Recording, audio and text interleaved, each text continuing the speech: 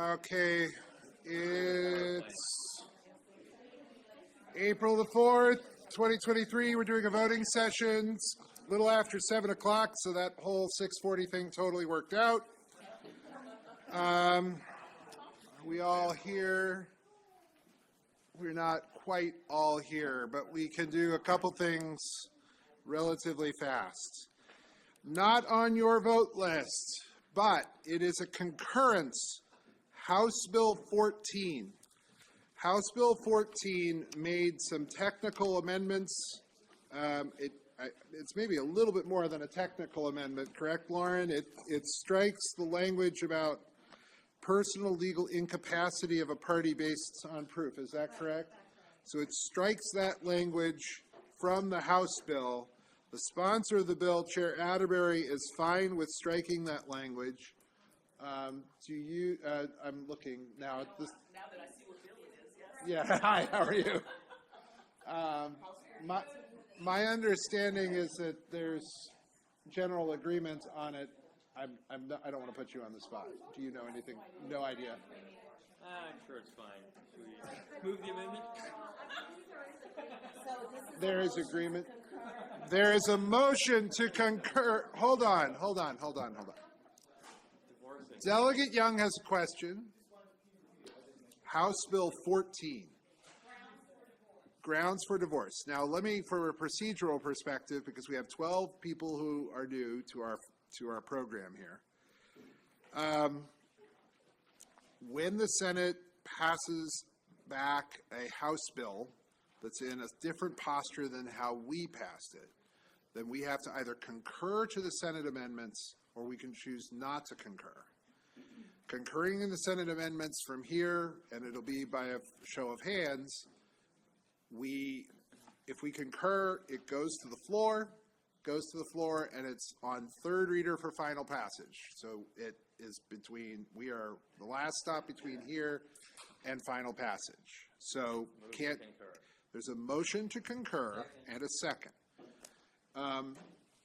And we can have a discussion on whether or not to concur. So again, what the Senate amendments do is it strikes from the reasons that you can get a divorce, permanent legal incapacity of a party based on proof, including competent medical or psychiatric testimony or evidence that the party permanently lacks the legal capacity to make decisions. Am I reading that correctly? All right.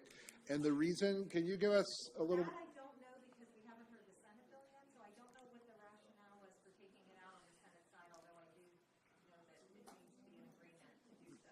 My understanding is there does seem to be an agreement, and I believe that I think that the main reason why is because the irreconcilable differences part would kind of supersede the permanent legal incapacity part at this point. There would basically be three ways you could get a divorce. One, the 6-month separation with parties living separate and apart. Two, irreconcilable differences. That's what would happen if we passed this bill, making the third part of permanent legal incapacity kind of irrelevant because that would go to irreconcilable differences. That I believe is the rationale for this, and I'm happy to hear more. But Delegate Taylor, and we can go from there. Thank you, Mr. Chair. I'm making sure that I understand this. So what you're saying is we sent over a House bill. The Senate modified the House bill and has sent that over. So we're not talking about Senate Bill 36. No, we're not. Okay. We're talking about House Bill 14, which would in fact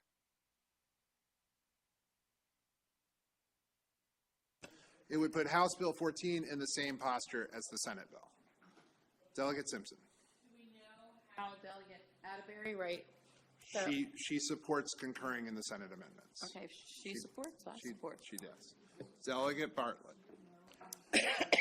Excuse me.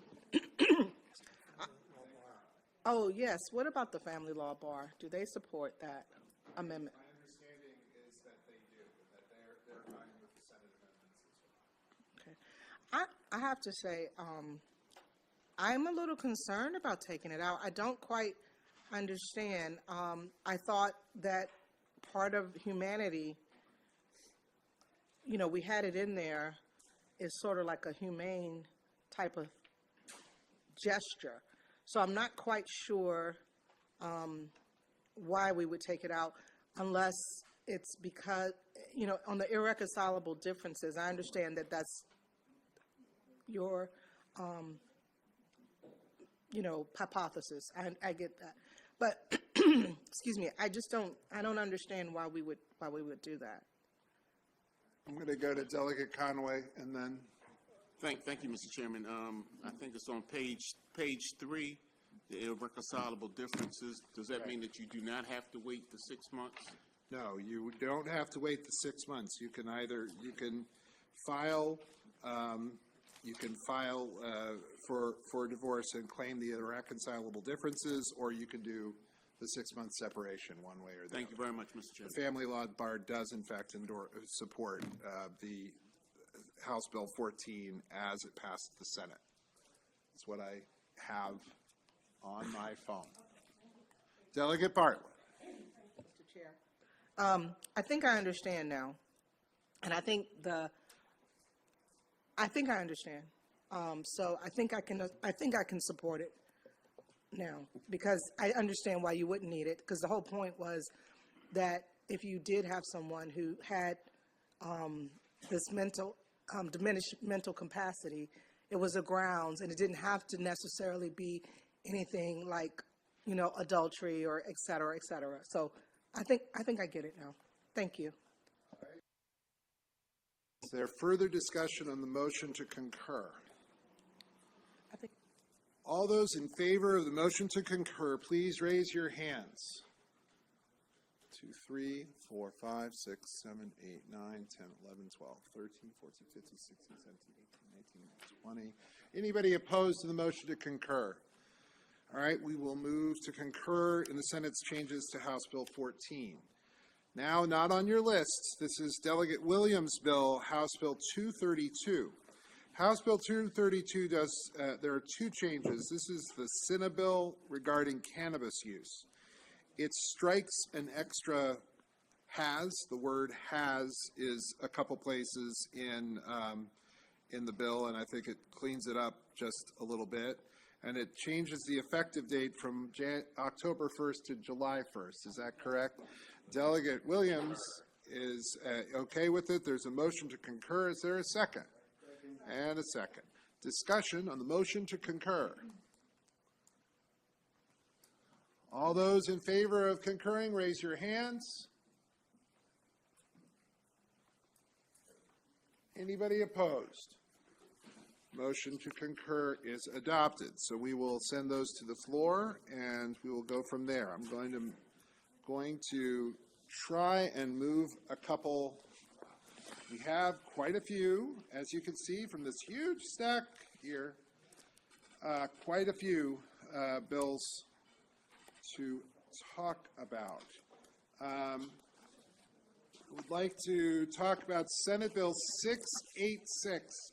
Senate Bill 686 is Senator Smith's bill with regard to, this is the Senate version of House Bill 1. We already passed House Bill 1 out of this committee. It is in the Senate. It is in JPR. There's a motion for a favorable. Is there a second? All right. We've already moved this bill once, and so this is just the cross-file. It's in the same posture as the House bill. Is there further discussion on this piece of legislation? Seeing none, this is for a favorable. The Vice Chair, yes. Munoz? Yes. Crutchfield? Yes. Cardin? Yes. Bartlett? Yes. Embry? Yes. Pasteur? Yes. I know. Tolles? Yes. Schmidt is excused. Simmons? Yes. Boucher? Yes. Phillips? Yes. Tomlinson is excused. Arakan? Yes. Taylor? Yes. Simpson? Yes. Grammer? Yes. Young? Yes. Valentine is excused. Conaway? Yes. Kaufman? Yes. Yes. Williams? Yes. And the chair votes aye. Okay. That in this stack over here. All right. Now I got to try and keep track of all of this. There was 686. I believe that the Criminal Law Subcommittee dealt with Senate Bill 21, if I'm not mistaken. Is that correct? That's not ready. It's not ready? Okay, then we won't do that. It's just that we want to conform it to the House bill. We want to wait until Not the House ready. bill gets fully out of the Senate. All right, never mind. I officially move that, never mind. That's fine. Never mind.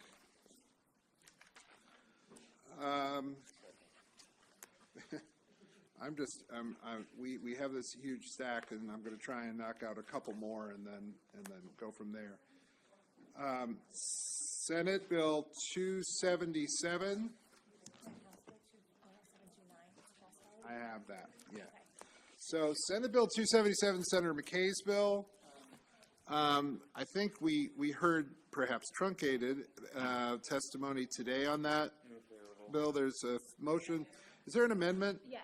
There is an amendment. What does the amendment do, please? So the amendment is just, it's an amendment for the Maryland Judiciary, and it's a budget amendment to help them transfer their end money from the operating budget they have to the Circuit Court Real Property Records Improvement Fund, which has a structural deficit. They've done this the past couple years, and the Real Property Fund deals with operating costs for land records offices, the clerks, and maintenance costs for the imagery system and its website. So, sorry. So the funding that they're moving, they're basically moving money from one place to another to fund the real property records work that they do, and they've been putting a lot of effort into fully making that electronic here over the last couple of years. So that's what the amendment would do. Delegate Bartlett, and then Erican. 277, yes. Delegate Erican. Is the sponsor okay with the amendment? Have we spoke to the sponsor, or should we come back to this one? And the I don't House. recall whether we've spoken to the sponsor. I genuinely don't know. So I heard from the Senate that it was all okay, but whether that's a drag from the Senate sponsor, I Okay, can't and speak the to. House sponsor, have we talked to her at all? Delegate Grossman? Yeah. I don't think so. We have that bill on the docket as well. It's fine, we can move it. If the Senate said it was fine, then they probably asked their own members. They were looking at other committees for it too. The Judiciary, we needed a bill that was the same subject in order to put it on. So other committees were trying to also find a home for it. So Okay. I just spoke with my good friend Delegate Moon recently about that. Hunt for a vessel, we call it.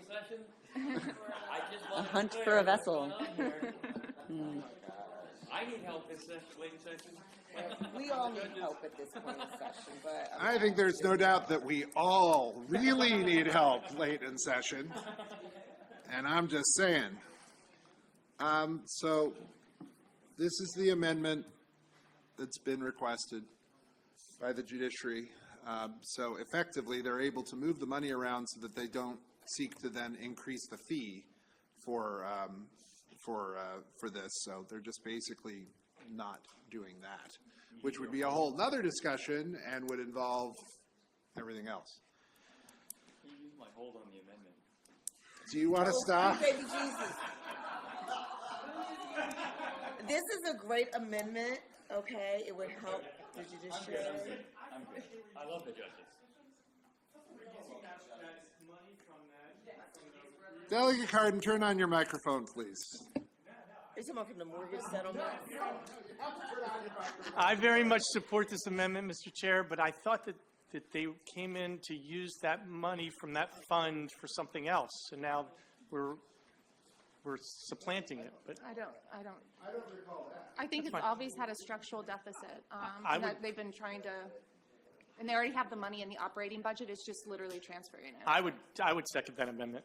All right, well, it's been moved and seconded.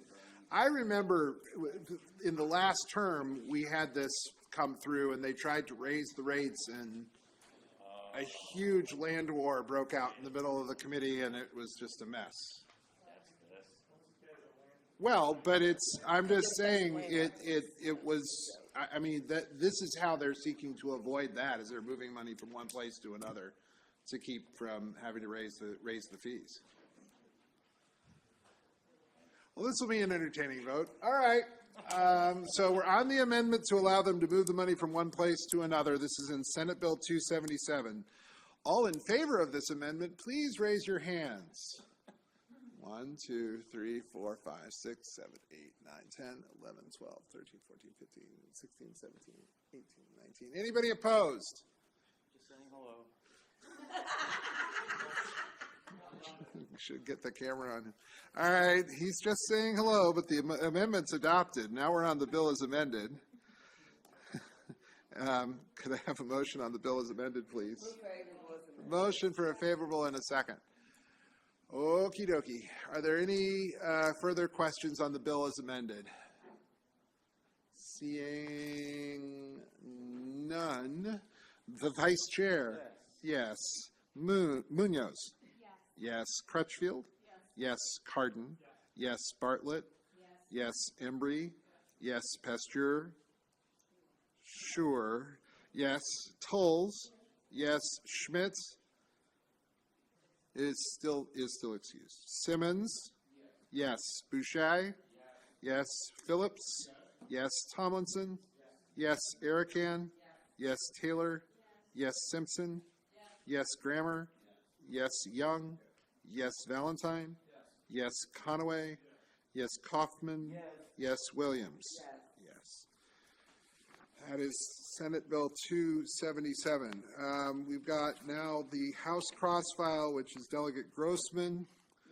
There's but I think we have to there are two sets of amendments here. So Holly, tell us what they do. So these amendments are just conforming it to the Senate bill and then adding the budget language, and the Senate bill is just establishing, it's the same. It's taking out, specifying the provisions, so it's clarifying that. And then it establishes, the bill itself establishes the sheriff's sale of real property extinguishes any subordinate liens. So now the bills will match. Okay, but it also includes, but it would include And the budget second language. one to do the budget. Exactly. Okay. So do people there's a motion for both amendments to be adopted. Is there a second? Second. And a second. Thank you very much. Any discussion on these two amendments that basically conform to the Senate bill? Who said yes? Okay. All in favor of adopting the amendments, raise your hands. Second verse, same as the first, I think. Anybody opposed? Hello again. He's saying hello. But the amendments are adopted. We're on the bill as amended. There's a motion for a favorable as amended and a second. And any discussion on the bill as amended? Seeing none. The Vice Chair? Yes. Munoz? Yes. Crutchfield? Yes. Cardin? Yes. Bartlett? Yes. Embry? Yes. Pasteur? Yes. Tolles? Yes. Schmidt is excused. Simmons? Yes. Boucher? Yes. Phillips? Yes. Tomlinson? Yes. Erican? Yes. Taylor? Yes. Simpson? Yes. Grammer? Yes. Young? Yes. Valentine? Yes. Conaway? Yes. Kaufman? Yes. Williams? Yes. And that one is adopted.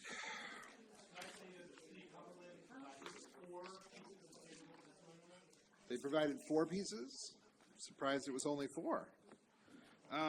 But, what are you going to do?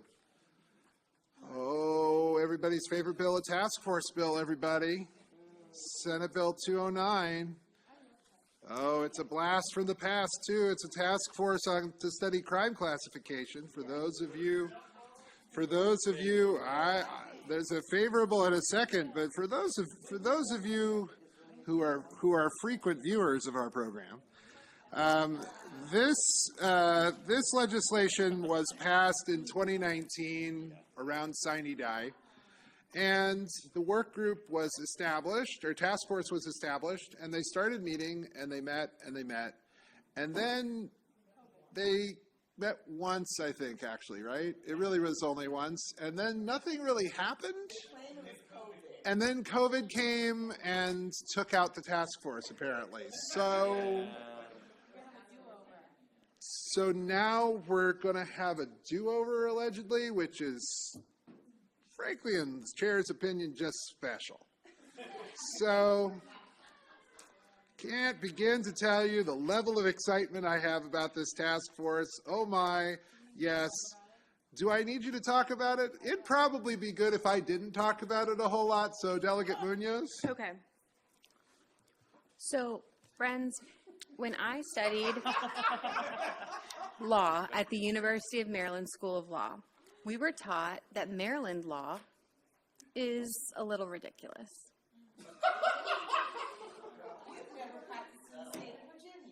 So we have, so studying and determining what crime classifications should be, like the people we had before us today, people should do the time for the crimes that they commit. Someone who steals a textbook should not get the same amount of time as a mother who kills 2 small children.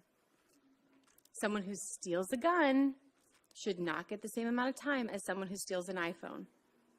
So that's why this task force is actually important. We need to study the crime classification system in the state of Maryland. We need to improve the code. And you're all going to have fun, whoever's stuck on the task force with me. I volunteer. It's important. It's important. I will say that I don't believe that the point of the task force is to make decisions about sentencing. I think it's meant to put crimes in different classifications, and it doesn't necessarily. I mean, the Sentencing Commission, which the Judiciary Committee has in the past sent representatives to, they are the ones who deal with issues related to sentencing guidelines as opposed to how different crimes should be classified. My impression from what they wanted to do is they wanted to talk about how to kind of make it easier to like expunge whole chunks. I mean, New York has.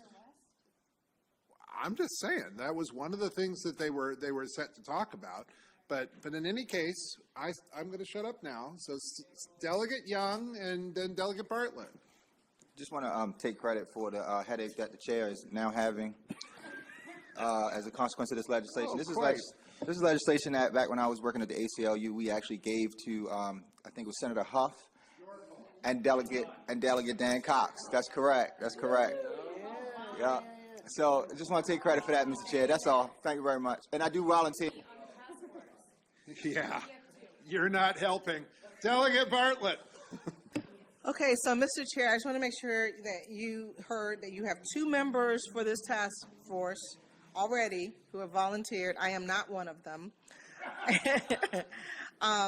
I am not a fan of this because I don't think that all crimes are the same, even if they should be classified the same. I think there is a thing called circumstances. This is why we have the judiciary.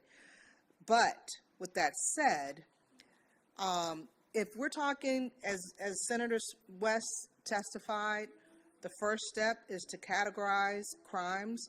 It would be interesting to see a categorization of crimes, given that we already do have the Sentencing Commission. But I'm not a fan of just because, 2 people, just because you commit crime A and you commit crime B, that they are somehow the same or should be treated the same or whatever. I think that's why we have the judiciary. But thanks for letting me say those words. For the record, I did not tell Delegate Bartlett to say any of those things. There's a motion for a favorable, even though that was said.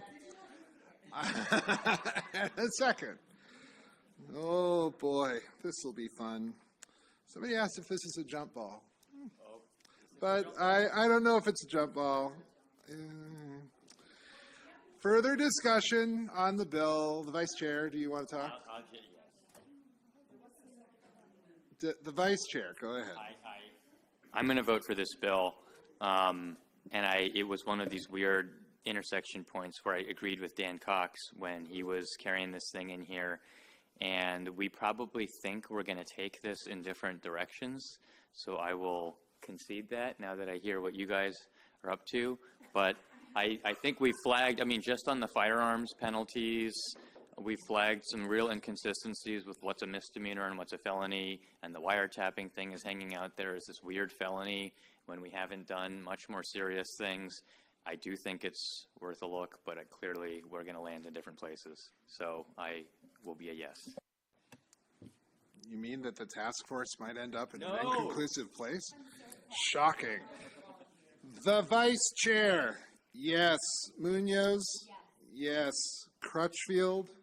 No. Cardin? To explain my yes vote. Yes. Go ahead.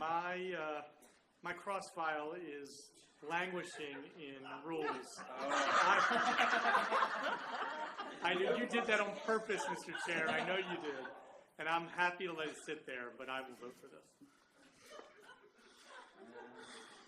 Oh, dear. Delegate Bartlett?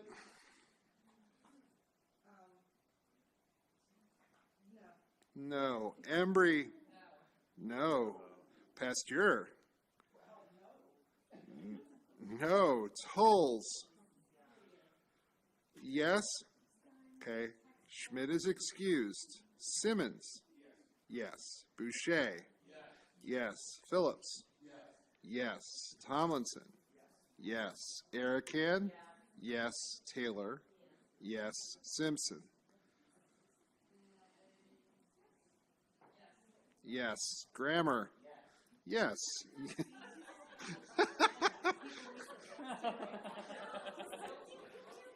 Young? Your fault. Yes. Valentine? Yes. Conaway? Yes. Kaufman? Yes. Williams? I like this also. Williams? Yeah, no, I'm here.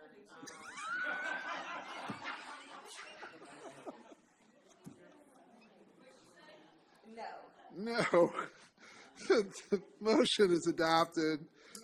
The vote was 1, 2, 3, 4, 5. And I had to count the votes on this too, on this task force bill. That's what I had to do too. 1, 2, 3, 4, 5, 6, 7, 8, 9, 10, 11, 12, 13, 14, 15, 16.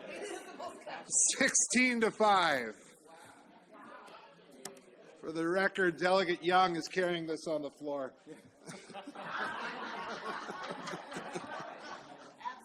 Absolutely. I believe in you, it's being shouted. Okay. Well, one of them will. Maybe they'll tag team. It'll be great. We're going to do 383 next. Senator McKay, not McCrae, McKay. This has to do, this is the cross, is this a cross? Whose bill was that? Delegate Bartlett's bill? Senate Bill 383 is a cross file of your bill? Yes. But we're conforming this. There are amendments to conform this to the House bill, correct? Correct. All right. And because they're taking Yes, it is. they're taking our bill as opposed to theirs. All right. That is correct. Your Honor. Great. I mean, 383. 383. Chairman. 383. Okay. So there are amendments to conform it to the House bill. Is there discussion on the amendments to conform it to the House bill? There's a motion and a second. Seeing none. All in favor of the amendments to conform it to the House bill, raise your hands. Anybody opposed? The amendments are adopted. We're on the bill as amended.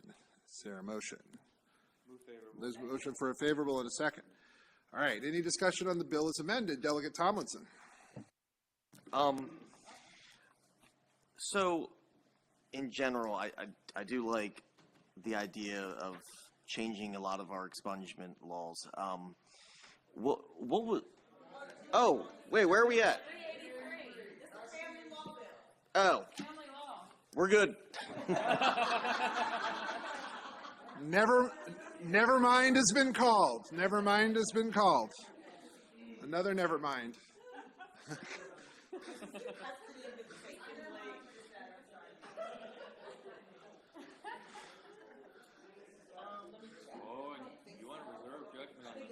All right, everybody.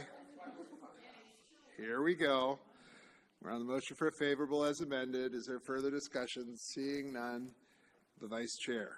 Yes. Munoz. Yes. Crutchfield. Yes. Cardin. Yes. Bartlett. Yes. Embry. Yes. Pasteur. Yes. Tolles. Yes. Simmons. Yes. Boucher. Yes. Phillips. Yes. Tomlinson. Yes. Erican. Yes. Taylor. Yes. Simpson. Yes. Grammer. Yes. Young. Yes. Valentine. Yes. Conaway. Yes. Kaufman. Yes. Williams. Yes. Bill is adopted. See what they're missing at the speaker's dinner? All right. Is it? Oh, see what they could have come and seen after. All right, so now Senate Bill 385 was the cross-file, this goes to the recording fees. Is this the cross-file of Buckle? Yeah. This is... Yeah, Buckle's the cross-file, guys. I don't know. There's a motion. Motion for a favorable. There are no amendments. It's the same way that the House bill passed out. Motion for favorable, second. Any discussion on Senator McKay's bill? Seeing, Delegate Valent, you're looking confused. 385. 385. It was House Bill 5. Yeah, it was the minority leader's bill when we first saw it. And it's in the same form, and for reasons passing understanding, we passed the minority leader's bill, and then we've got this one now too. So, we're just going to keep going. All right. No one wants to talk about it. Great. The Vice Chair.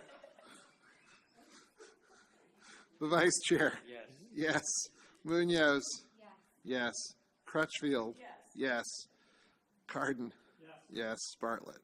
Yes. Embry. Yes. Pasteur. Yes. Tolles. I'm sorry? Yes. Schmidt's excused. Simmons? Yes. Boucher? Yes. Phillips? Yes. Tomlinson? Yes. Erican? Yes. Taylor? Yes. Simpson? Yes. Grammer? Yes. Young? Yes. Valentine? Yes. Conaway? Yes. Kaufman? Yes. Williams? All right. As we continue on to Senate Bill 391. Senate Bill 391. This was right. There's a motion for a favorable and a second. No amendments. All right, this is passed in the same version as the House bill, and this requires the state's attorney's office to meet with the victim 20 days after receiving a request from the victim to meet regarding a decision by the state's attorney not to file a charge against an alleged suspect of sexual assault, correct? It's identical to House Bill 174. And the identical.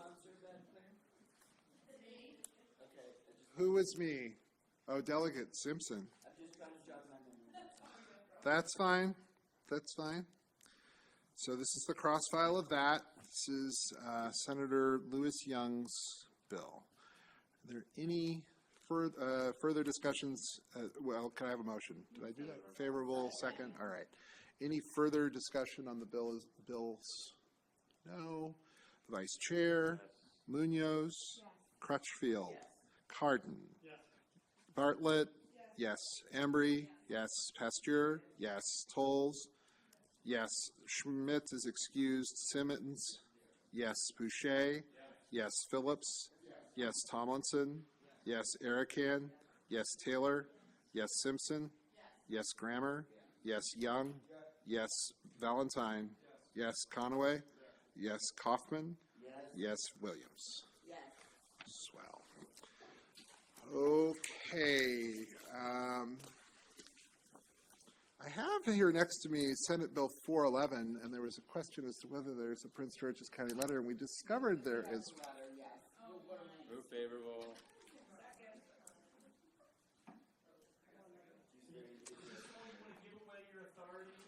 Yeah, we want to let our county executive and our county council set the salary for the judge of the Orphans Court, which is done in 12 other counties, apparently.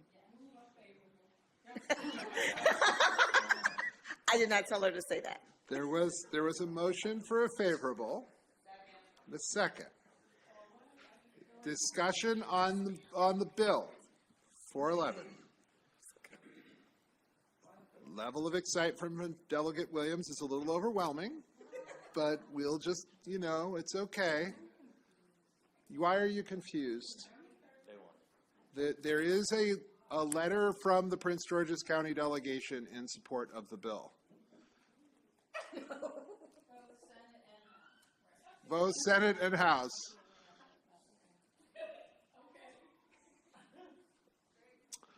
Okay. The Vice Chair. Yes. Munoz. Yes. Crutchfield. Yes. Cardin. What's your vote? No? No. Bartlett.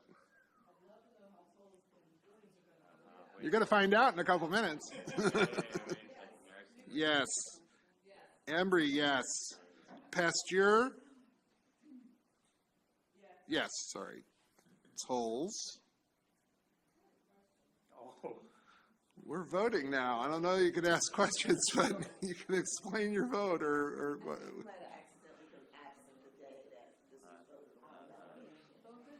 What'd you say, Nicole? I think we're inadvertently not there when this was voted on in delegation. We was inadvertently. You were inadvertently absent, allegedly. Oh, allegedly, okay. You can repeat that performance in 5 seconds. What's the current law? Isn't that so? Wait, we're not going to reopen the bill. It's a yes or no. I'm sorry. We're voting. Karen.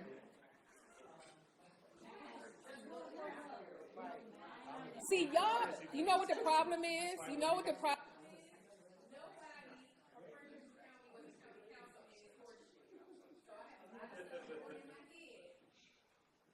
Okay.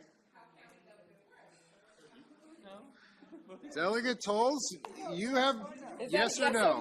Yes or no? That's an ant. I don't have ant on here.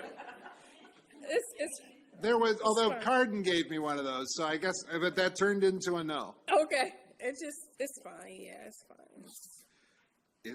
it's fine. It's fine. Yeah, it's fine, which I'm taking as a yes. Schmidt is excused. Simmons. Yes. Boucher. Yes. Phillips. Yes. Tomlinson. Yes. Erican. Yes. Taylor. Yes. Simpson. Yes. Grammer. Yes. Young. Yes. Valentine. Yes. Conaway. Yes. Kaufman. Yes. Williams. Yes, that was inadvertently, for whatever reason, missing from the delegation. Okay, then. That's great. Ready, happy that bill is no longer in front of us. All right. Senate Bill 446. Now let's talk about decanting, because it's got the greatest name. There's a motion for a favorable and a second. I'm going to decant and let it breathe. It's not about wine. That's upstairs. We don't deal with alcoholic beverages. There's a motion and a second. No, we passed the House bill. This is Cardin's bill. Put amendments on it. The Senate is different. Amendments on it. I was told you were okay. Are you okay, or do you want to hold on to it for a second and find out whether you're okay or Most of not? the amendments are, all of them are really clarifying. I mean, do you want me to talk about them? Yes, please, Okay. do that. As far as I know, yes. Yeah. Tell us what the amendments do, please. The amendments are all clarifying. They're stating that the court may determine whether the decanting power is allowed, clarifies the interests of the second trust, and clarify the definition of unconditional under the definition in the bill.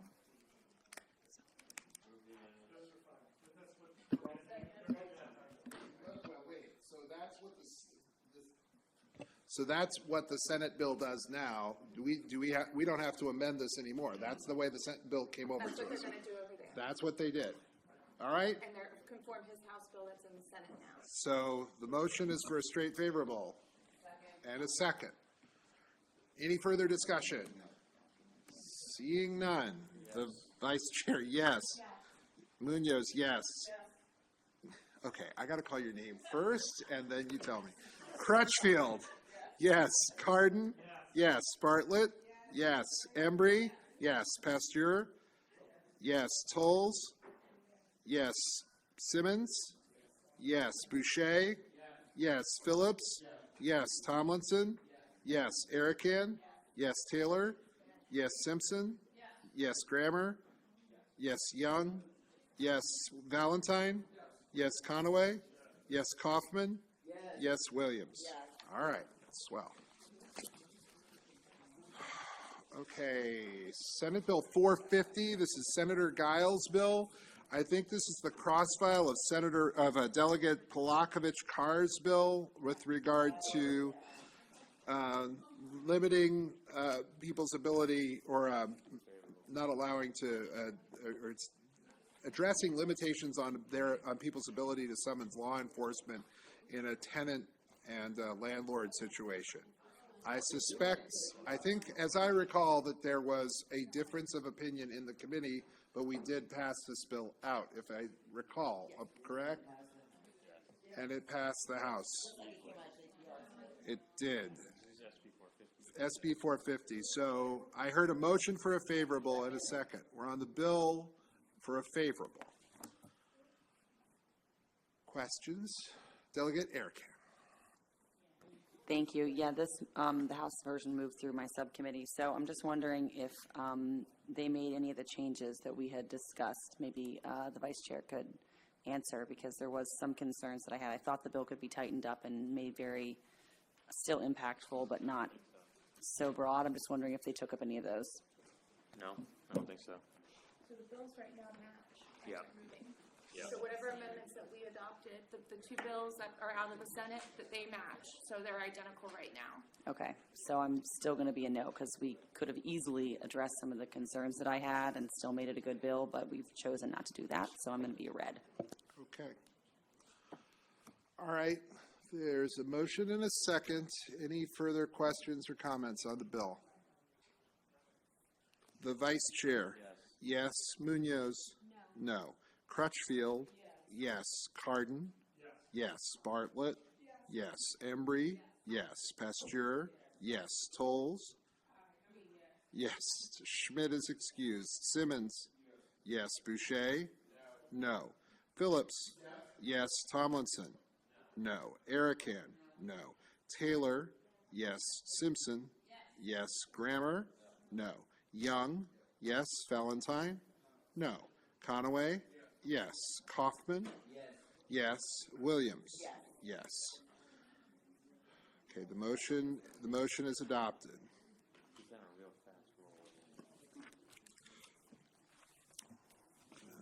Keep going. Senate Bill 486 is a Baltimore City delegation bill regarding staffing and the Baltimore City Sheriff. Are there amendments? What number are we on? 486, Senate Bill 486. Yes, they're conforming amendments. There are conforming amendments with the way we passed it out of the House? Yes. All right, there are conforming amendments as we passed it out of the House. It passed the Baltimore City delegation unanimously, at least for the people who were there. I'm just saying, that's according to the vote list. It does. This bill does have a crossfile. There was a House bill that dealt with this too. Yeah. It's not in the system. I don't think it's actually connected somehow. Yeah. So we have to do conforming amendments to the House bill? So we're going to do amendments to conform this bill to the way that we passed it out of the House. The only difference is that the Senate, in the current law, there's like numbers of, like the sheriff shall hire 36 secretaries, 14 bailiffs, that kind of thing. And so the House bill took those numbers out. And the Senate bill kept them in. So we're conforming the Senate bill to take those numbers out. Okay? So we're adopting the amendment, or there's a motion to adopt the amendment and a second. Any discussion on the amendment? Seeing none, all in favor of the amendment? Oh, wait, did you want to ask a question? I'm sorry, Delegate Erica, go ahead. I just wanted to confirm that the House and the Senate sponsors they've approved the change. That's my understanding, Okay. yes. All in favor of the amendment, raise your hands. Anybody opposed? His hand was, yeah, okay. The amendment is adopted. We're on the bill as amended. Yes, Senate Bill 486, is there a motion on the bill as amended? There's a motion for an favorable in a second. Senate Bill, isn't it on the list?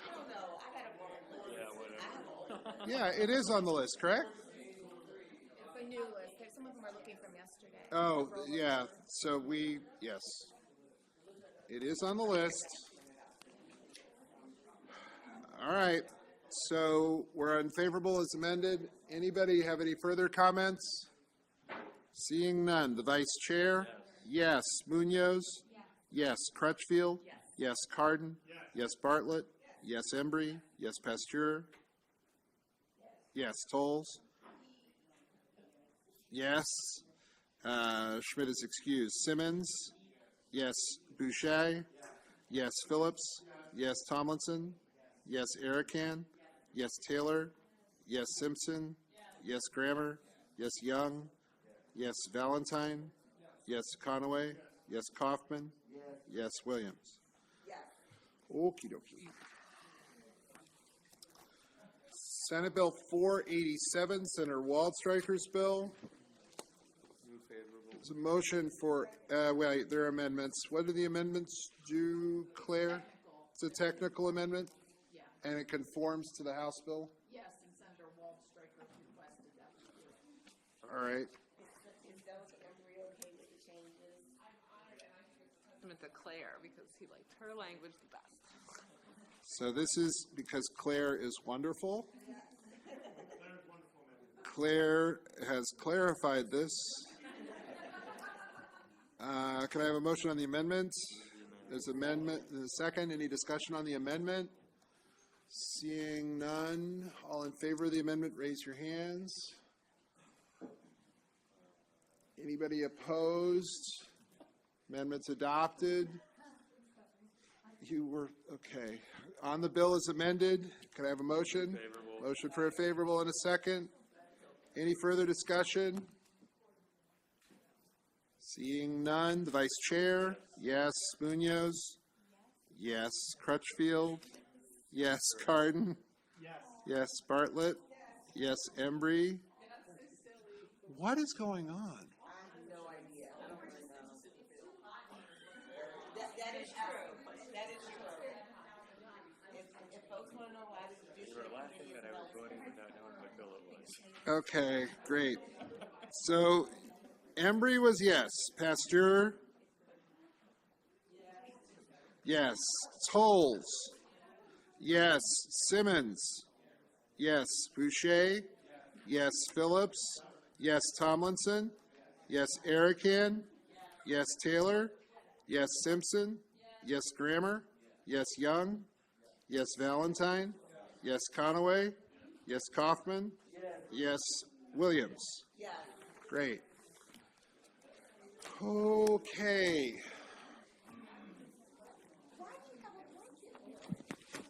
How is it possible? All right, so now we have Senate Bill 546, which I believe is the cross-file of Delegate Cardin's bill.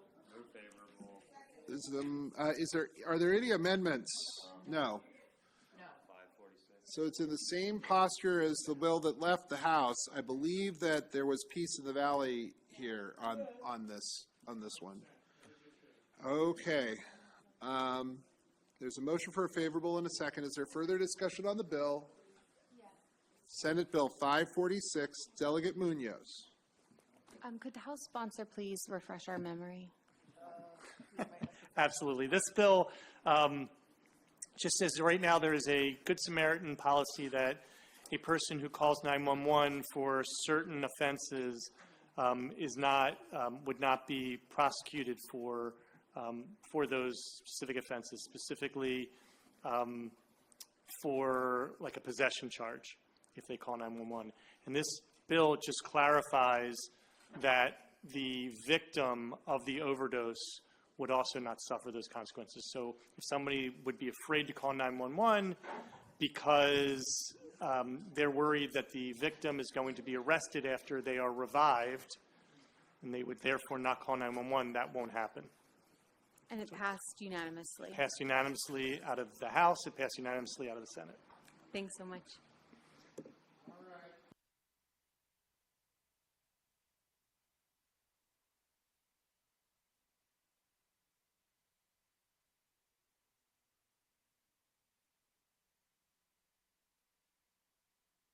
Sorry.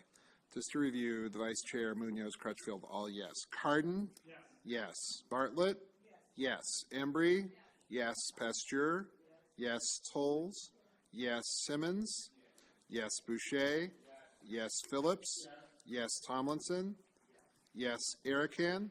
Yes. Taylor? Yes. Simpson? Yes. Grammer? Yes. Young? Oh, yes. Valentine? Yes. Conaway? Yes. Kaufman? Yes. Williams? Yes. Motion's adopted. Okay. Senate Bill 615.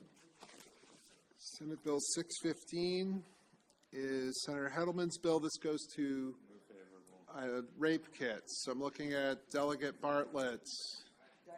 It's in the same position. Senate Bill 615 appears to be in the same position as the House bill. That is correct. All right, and we passed that with a big number, I believe, Actually, yeah. unanimously. Yeah. Could I have a motion? Motion for a favorable and a second. All right. So on the bill for a favorable motion, are there any questions with regard to this legislation? I'm sorry, Mr. Chair, but with the House, we're voting so quickly. Would the House sponsor please refresh our memories as to what the bill does? Senator Bartlett. Delegate Bartlett. This is a great bill. Sure. Okay, so the bill it requires the Governor's Office of Crime Prevention, Youth, and Victim Services to establish and administer a reporting program for the sexual assault evidence collection kits. Oh, I remember it. It's a great bill. Okay, thank you. Go ahead, Cindy. Well, and then it also requires the law enforcement agency to treat the kit in a certain manner. Thank you very much. Great bill. Thank you. Any further discussion? Seeing none, the Vice Chair. Yes. Munoz? Yes. Crutchfield? Yes. Cardin? Yes. Bartlett? Yes. Embry? Yes. Pasteur? Yes. Tolles? Yes. Schmidt is excused. I'm done with that. Simmons? Yes. Boucher? Yes. Phillips? Yes. Tomlinson? Yes. Erican? Yes. Taylor? Yes. Simpson? Yes. Grammer? Yes. Young? Yes. Valentine? Yes. Conaway? Yes. Kaufman? Yes. Williams? Yes. 615 is adopted. Senate Bill 653 is the cross-file of Delegate Williams' bill, if I'm not mistaken. And do we have to add an amendment we have to add an amendment, I think, here to change the effective date from October to July? We do? Yes. Lauren thinks we do. We do have the amendment, so this is Senate Bill 653. Move favorable. On the Oh, we gotta do amendment, the amendment? we got to do the amendment. okay. So there's a motion on the amendment. Is there a second? All right, this changes the effective date from October to July of 2023. Any discussions on the amendment? Seeing none, all in favor of the amendment, raise your hands. Oh, anybody opposed? Seeing none, the amendment's adopted. Motion on the bill. Motion for a favorable. Is there a second? All right. Any further discussion? What is that for? I'm trying to feel the air coming in from the window. It's hard to feel the air coming from the window. It is very warm in here. Yes, I'm sorry. We could call Morgan, but we won't do that. All right. The Vice Chair. Yes. Munoz? Yes. Crutchfield? Yes. Cardin? Yes. Bartlett? Yes. Embry? Yes. Pasteur? Yes. Tolles? Yes. Schmidt? It's excused. Simmons? Yes. Boucher? Yes. Phillips? Yes. Tomlinson? Yes. Erican? Yes. Taylor? Yes. Simpson? Yes. Grammer? Yes. Young? Yes. Valentine? Yes. Conaway? Yes. Kaufman? Yes. Williams? It's adopted. All right, now we're going to start talking about a couple bills.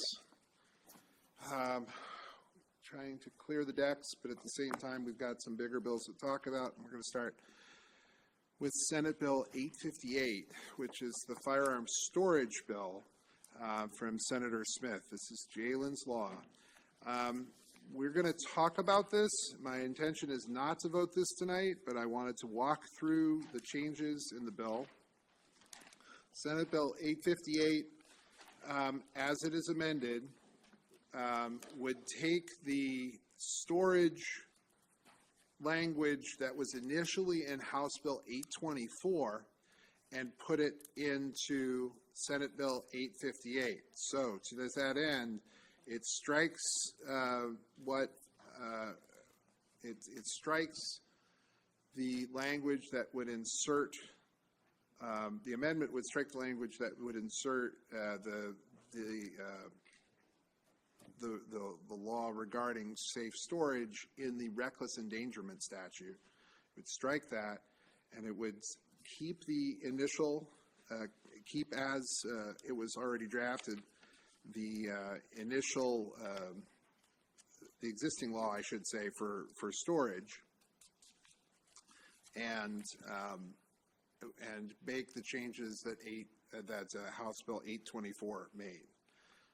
So ultimately, what's in the bill? So what is in the bill is the following. It would say that if you violate the 4104 of the criminal law article, which addresses issues related to storage, and if you are convicted of that for 5 years you would not be able to possess a regulated firearm.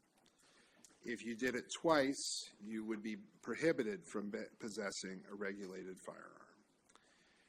It also includes language with regard to creating a pamphlet related to youth suicide prevention and firearm safe storage that, and I think there's a little bit of money attached that was put in the budget for that.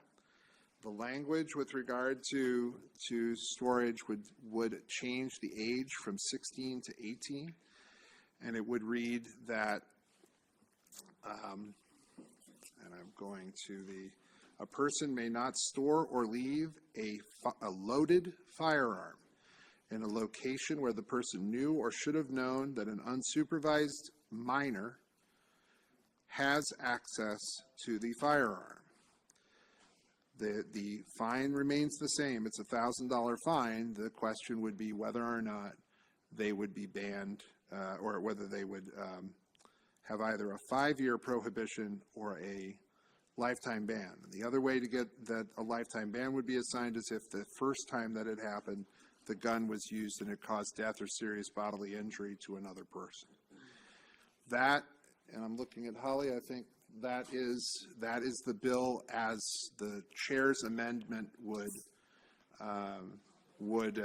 change the bill. I've been in conversations with Chair Smith.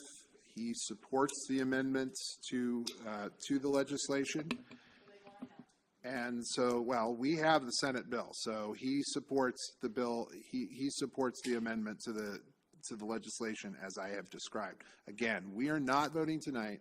We're going to just discuss this bill, and then we're going to move on from there. We'll start with Delegate Erican, then Simpson, then Conaway. Thanks. Yeah, I just do want to just make sure I understand. So this is 824, and there's no differences. It's essentially the same bill now. The language that we use, we adopted in 824. We moved it from 16 to 18. Right. We kept that it was a loaded firearm. Right.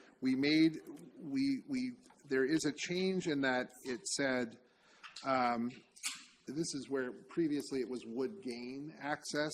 We say that that a child has access to it. So in other words, if the gun were in a safe, they should not have access to it. Right, yeah. And so that is seeking to clarify that a little bit and make it a little bit clearer for everybody to understand. Yeah, I think, I'm really thankful for the work that you guys put in on this bill, and it's greatly improved from where it started. So I still have some concerns about the penalty side of it.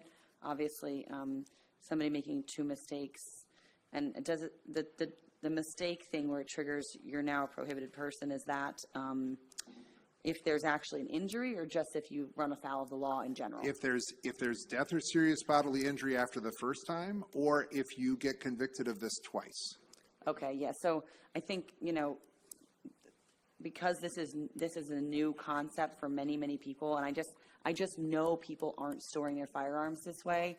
Many people could have more than one problem with storing their firearm properly, and I don't know that I think being a prohibited person is the right outcome for them. So I'll still be a no, but I do appreciate the committee's work on it. It is a greatly improved bill. And I appreciate that. Part of the discussion that has kind of surrounded this legislation for some time has been whether or not there actually should be a criminal penalty attached to it. And I think that some of the concerns that people have had is that you could create this situation where a gun was found by a child, used by a child, and now the gun belonged to the parent. The gun is used by the child to commit suicide, and then the next words, are looking at the parent saying, "We're sorry your child died, but you have the right to remain silent." So in this, it doesn't have a jailable penalty, but it goes to whether or not the person should be prohibited from possessing the firearm. Delegate Simpson, then Delegate Conaway. So since this was House Bill 307, right? That's the match was Is that yours? Delegate Bartlett's. Yeah. What is I'm curious as to what the sponsor of the House bill feels about the merge. Actually, I think it's an excellent merge, and I think it's a nice gel. And I've been, talking to the chair, and I think we got it right. And I think it's smart not to have the jail time on the first offense for the reasons that he stated, but also because it's a fine not exceeding $1,000. So, it could be as little as $50, $10, or whatever. But it serves as a warning. It serves as, notice, kind of, to tell a person that this is important and that, this is serious. And then if somebody dies, it's important to let people know that we respect the right to possess or to wear and have a firearm. Forget the wear part, but to have a firearm in your home or in your wherever building you are in, that you're allowed to have it, but you've got to store it properly. And that's the message I think that the bill sends out, that you have to store it properly. And then, of course, they left the suicide prevention information in there, and that makes me very happy.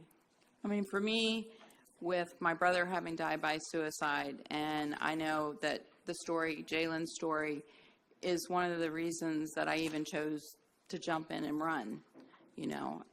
So to me, to not have this family have to come back again, you know, unless they want to come back and thank us, I think, you know, bravo for all your work.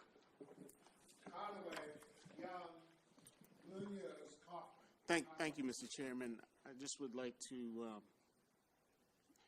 get some kind of idea as to why it would be okay to say a person can't ever have a firearm if they had a terrible accident in their family, let's say 10 or 20 years ago or something like that. Why would they be permanently disqualified?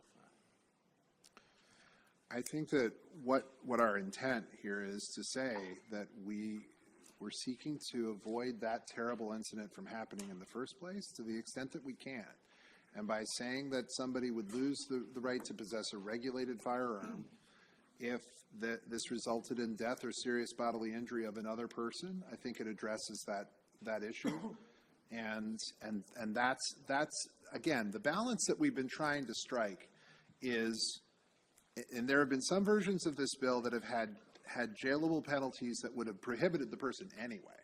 But it would also have included a jailable penalty that might not be appropriate in every circumstance because it could be related to the suicide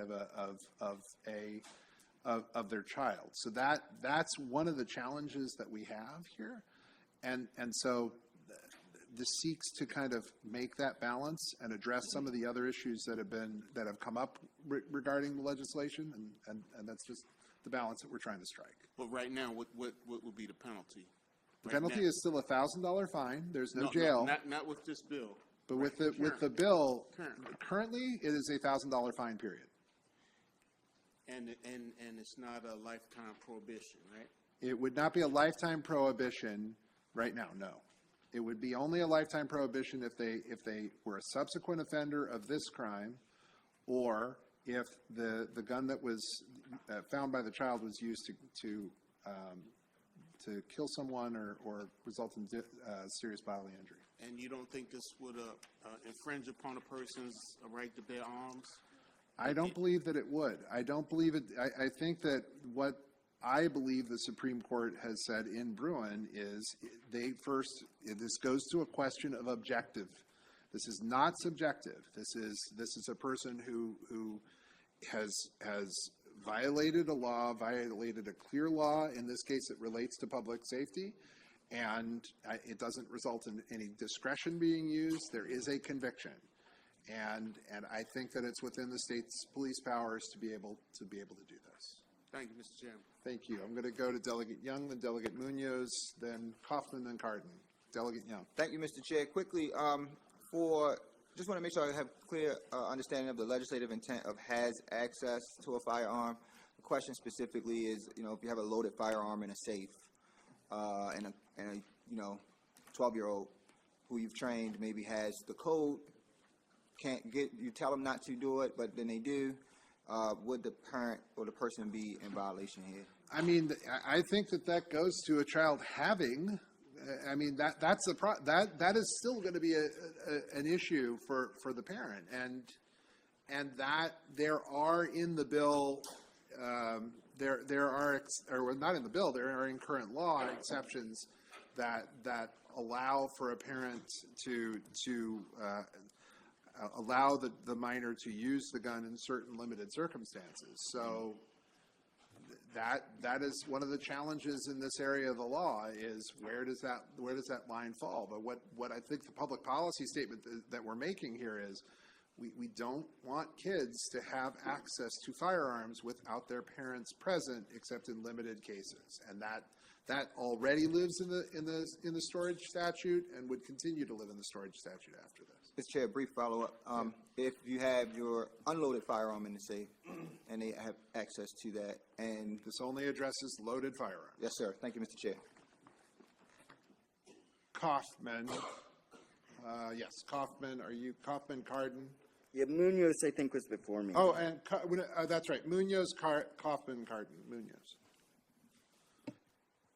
Thank you, Mr. Chair. So I just want to be super clear about this. So if a minor child, for example, like we had here in Anne Arundel County, has a firearm that is unloaded and takes it to school, this would not apply.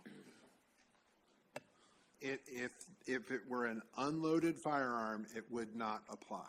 But if let's say it was a 16 or 17-year-old child, there would be other things that would apply to the child, including possession of a regulated, let's assume it's a handgun, a regulated firearm. The child could be charged with possession of the regulated firearm. The question that happened in Anne Arundel County is when the child was like 11, and so this does not necessarily go to that point. This doesn't go to the facts specific to that case. Okay, and then I had a question in a meeting this morning where I was asked, you know, how would people know? And so if we're talking about these firearms not being available for minors under 18, correct? So we would only know in the event that they're taken somewhere or they're used. Is that correct? I believe that would be the most common way that this would happen, yes. And so the minor is not allowed to have access to a loaded firearm, but there's a provision in the case of self-defense. There is in the House, yes. That's in the current law.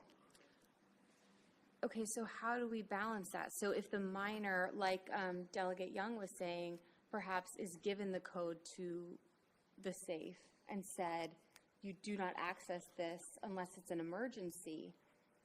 That's in the existing law. That's in the existing law that exists. And again, the goal is to try to have that balance between, there is a balance here, and it's an incredibly challenging one. And so, yes. It just depends on It depends on a fact-specific... The actions of the minor. It depends on if it's a fact-specific set of circumstances. And it does not pertain to shotguns or rifles.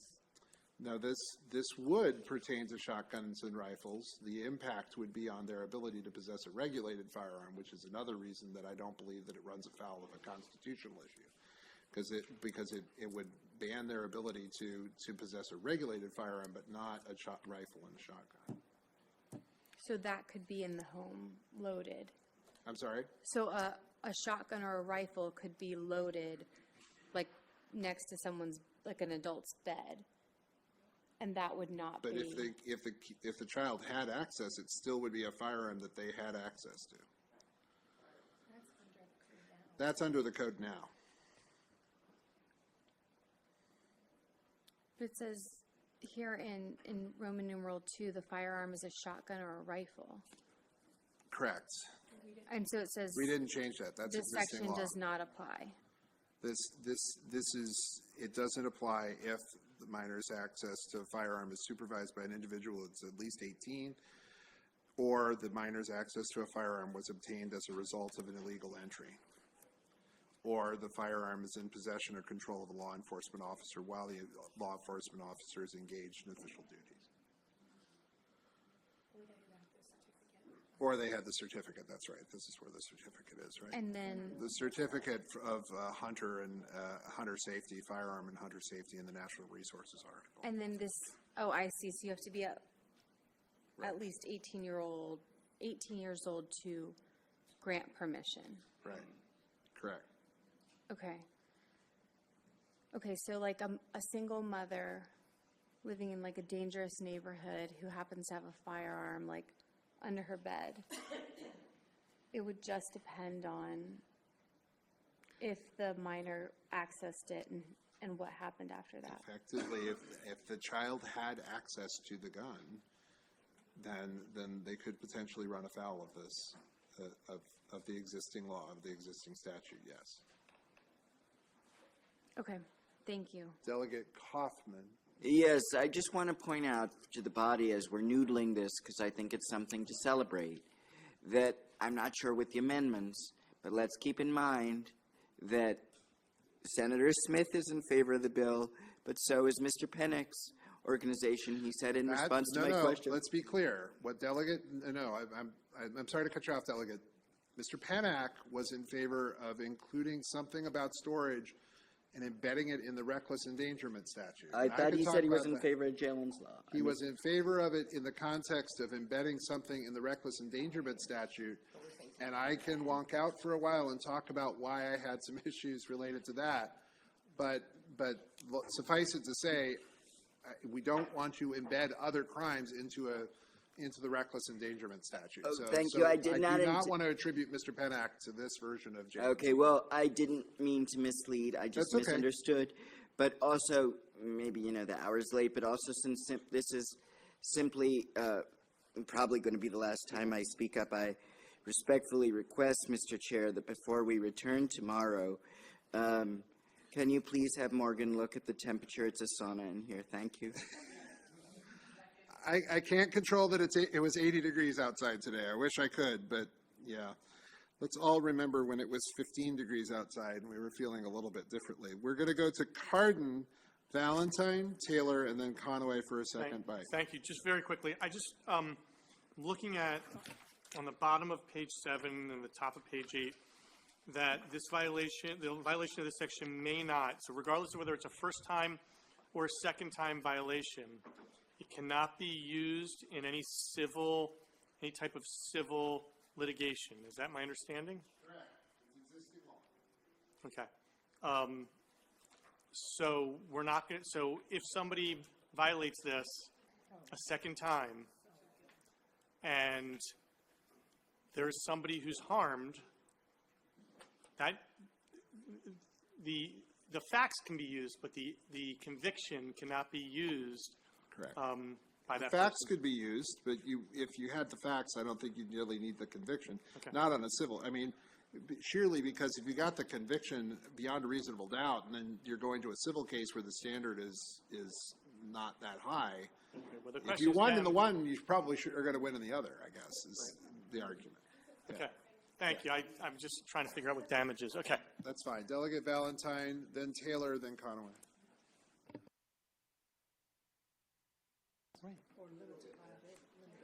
Thank you, Mr. Chair.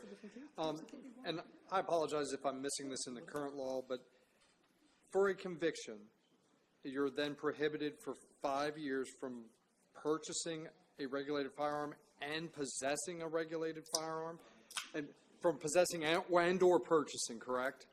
From possession or purchasing a regulated firearm, correct, for 5 years and wear carry. So then my other question would be, what about other firearms? Would the expectation then be that you turn in, if you have 12 or 15 regulated firearms, that they're being turned in? Or There is a process through the state police where you would have to turn those in, yes.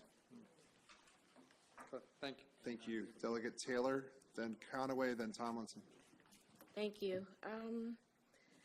This bill goes into explaining what a firearm safety device is. How is that different from current law? So is this? Where are you looking? Oh, I think it was page 14. I came off the page. I think it was 14. This might be the right one, Was I on the wrong? because this is different than what we have here. No, this is different altogether. But do you see page 14? I can go back. HB. Senate bill. It was struck? Okay. Page 14, that was struck. That was going to a tax credit. And the tax credit came out of the bill because it was unclear how much money that was actually going to cost. And the comptroller's office expressed real concern about their ability to be able to administer that tax credit because it didn't have guardrails around it. So we decided to not do that and take a look at that possibly in another year. Okay, I do have a second question. Go ahead. And it goes to Delegate Nunez's question about let's say I'm a single mom, and, you know, during the day, I may have my firearm locked away, but at night, just like you turn your alarm on at night, you know, you don't have it on during the day, I would like to have my firearm beside my bed. Right now, if I have a child in the house, is that an offense of some, can I be charged for that right now under current law? So is this, I mean, first of all, if the child got access to the firearm as a result of an unlawful entry, somebody came into the house and they went and they got the gun, which was beside your bed, presumably you're still in bed at that point, so there may be not as much of an issue there because you're there with the gun as opposed to something else. So that may or may not apply. The question again would go to whether the child had access to the gun, and again, the public policy goal here is not to have the child have access to the firearm. Under current, that's the public policy as the law stands now. Yes. So yes. okay. All right, Delegate Conaway, then Delegate Tomlinson. Thank you very much. I don't understand what your last comment on yes was, because I believe the question was if the person is in their house and the firearm is next to them, and let's say if they're asleep, and little kids, little boys do things, little boys do things like they might start shaving or do some stuff. Yeah, you go in the bathroom, start shaving, emulating like your dad. One day you're going to be shaving. You might cut yourself or something like that. Or maybe your mom has dentures or something. You're playing with the dentures and flushing with the toilet or something like that. So you can walk up on the gun. I know. So you can walk. I mean, he's laughing, but it's not funny. You can walk up on the gun and start playing with it while your parent is there asleep. You know, you accidentally shoot yourself. You don't know what you're doing. So now, would that be reckless endangerment? I believe that's what the delegate was asking. I mean, it wouldn't be reckless endangerment because this isn't going into the reckless endangerment section of the law. Oh, okay. I mean, so it at least under this law, the question is whether the child would have access to the firearm, and in that case, they may, depending on where, again, it's going to be a fact-specific set of circumstances, and so it would depend on where it was, where it is in the house, related to where the kid is, and any number of other things. So. Okay, so my question was relating to page 11, number 26 on down. What is the mandatory minimum that this is talking about, since we just saw this, just getting this reprint? Mandatory minimum. Specifically on line 29. So, right. So what you're looking at is in 5133C, that's existing law, but that doesn't have anything to do with this. Sometimes when bills are printed, they include the entire section, and what the storage law attempts or bill attempts to do is it says that you can't possess a regulated firearm for 5 years or for life, depending on whether it's the first or second time, or whether if it was the first time and somebody died or committed serious bodily injury to another. So what is already existing law is independent of that. What you're talking about, the mandatory minimum there, is if somebody commits a crime of violence or commits an offense in the criminal law article, if they were previously convicted of a crime of violence or a violation of the laws that are listed, that does carry a mandatory 5. This does not carry a mandatory 5. So this is just This is part the of existing law and we have to something say, else. put the Yeah, whole thing in right. the print. It's just being printed Thank you, along Mr. with the Chair. rest of the bill. Delegate Tomlinson.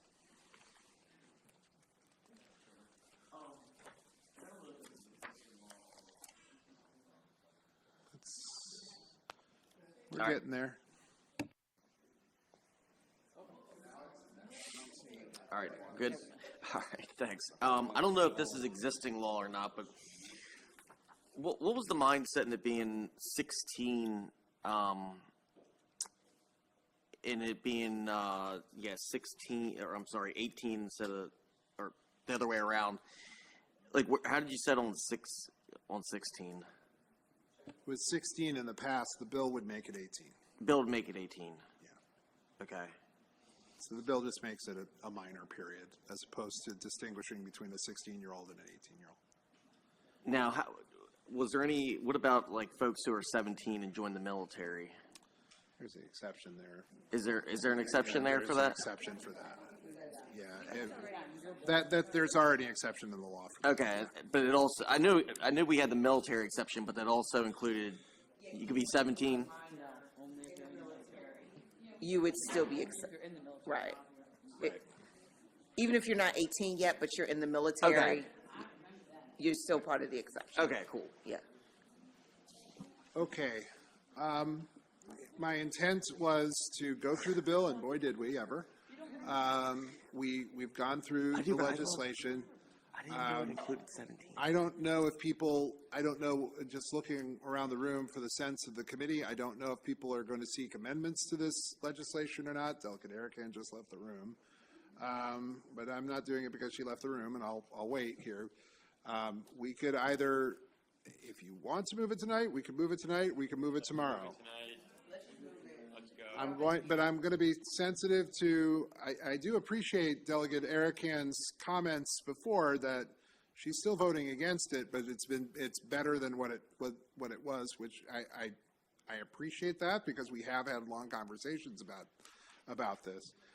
And I am looking at my friends from the minority party to see if they're interested in putting amendments on or not. If they're not, then I'm happy to move it tonight. Are you okay with moving it? You're going to have amendments or you're going to have an amendment. All right, that's fine. So all I'm going to ask is we're going to move this tomorrow in between the first and second sessions. So if you're requesting an amendment, you need to, the amendment office is open. We could try and do it tomorrow morning.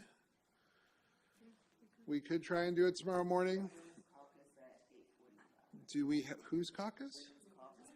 We have the women's caucus. Oh, they're voting tomorrow. They're voting tomorrow morning, so we can't do that. So that's fine. We will vote this in between sessions.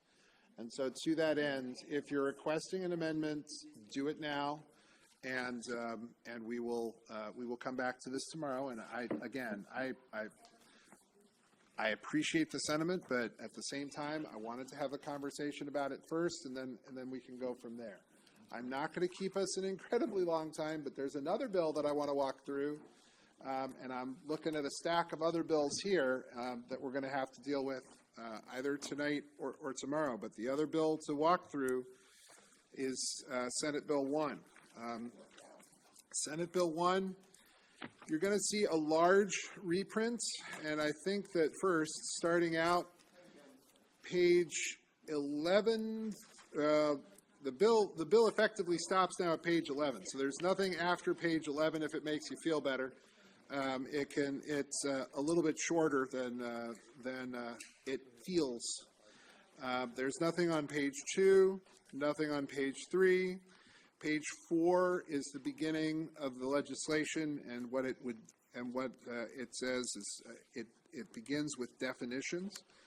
The definitions become relevant a little bit later on in that there are three areas or three categories of places, and I know that there are going to be questions about this, and that's fine. I'm going to try and take it sort of one chunk at a time. The Senate bill creates first a prohibition on wearing and carrying in first an area for children and vulnerable adults.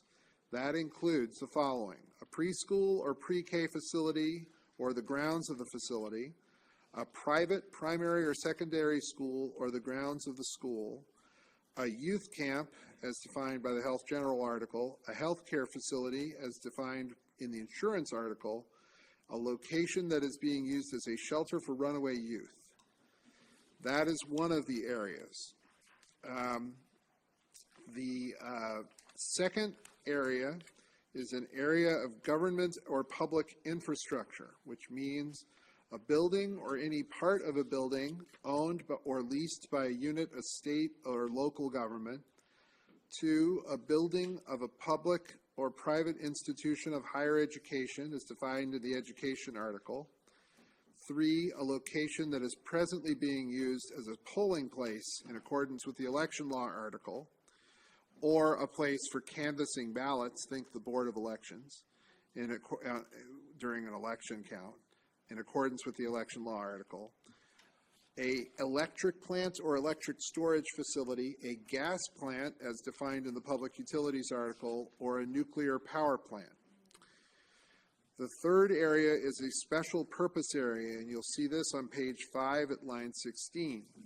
It includes a location licensed to sell or dispense alcohol or cannabis for on-site consumption, a stadium, a museum, a location being used for an organized sporting or athletic activity, a live theater performance, a musical concert or a performance for which members of the audience are required to pay or possess a ticket to be admitted, or a fair or carnival, or a racetrack. A video lottery facility is not what you would find at a 7-Eleven to buy your Powerball ticket or a scratch-off ticket. A video lottery facility is a term of art. It is a casino. It is the Horseshoe, the MGM, any of the other ones that I'm not naming that are all wonderful or not, depending on your point of view. The others are called lottery vendors, and they also have a term of art. So if you use one of the machines, it is not, it's not a video lottery facility. Keno, I'm going to stop here in 5 seconds because I'm going to mention that in Roman 7, which is on the top of page 6, it brings into this bill the current law with regard to wearing and carrying and demonstrations, saying that you can't have it within 1,000 feet of a public gathering or demonstration. Now, each one of these areas, you would be banned from wearing and carrying a firearm under this bill. There are exceptions. I'm not going to talk about the exceptions yet. I'm going to just talk first about the locations, and then we can talk about the exceptions. But what in the end it says, and you can see this on page 8 of 20, is that a person who violates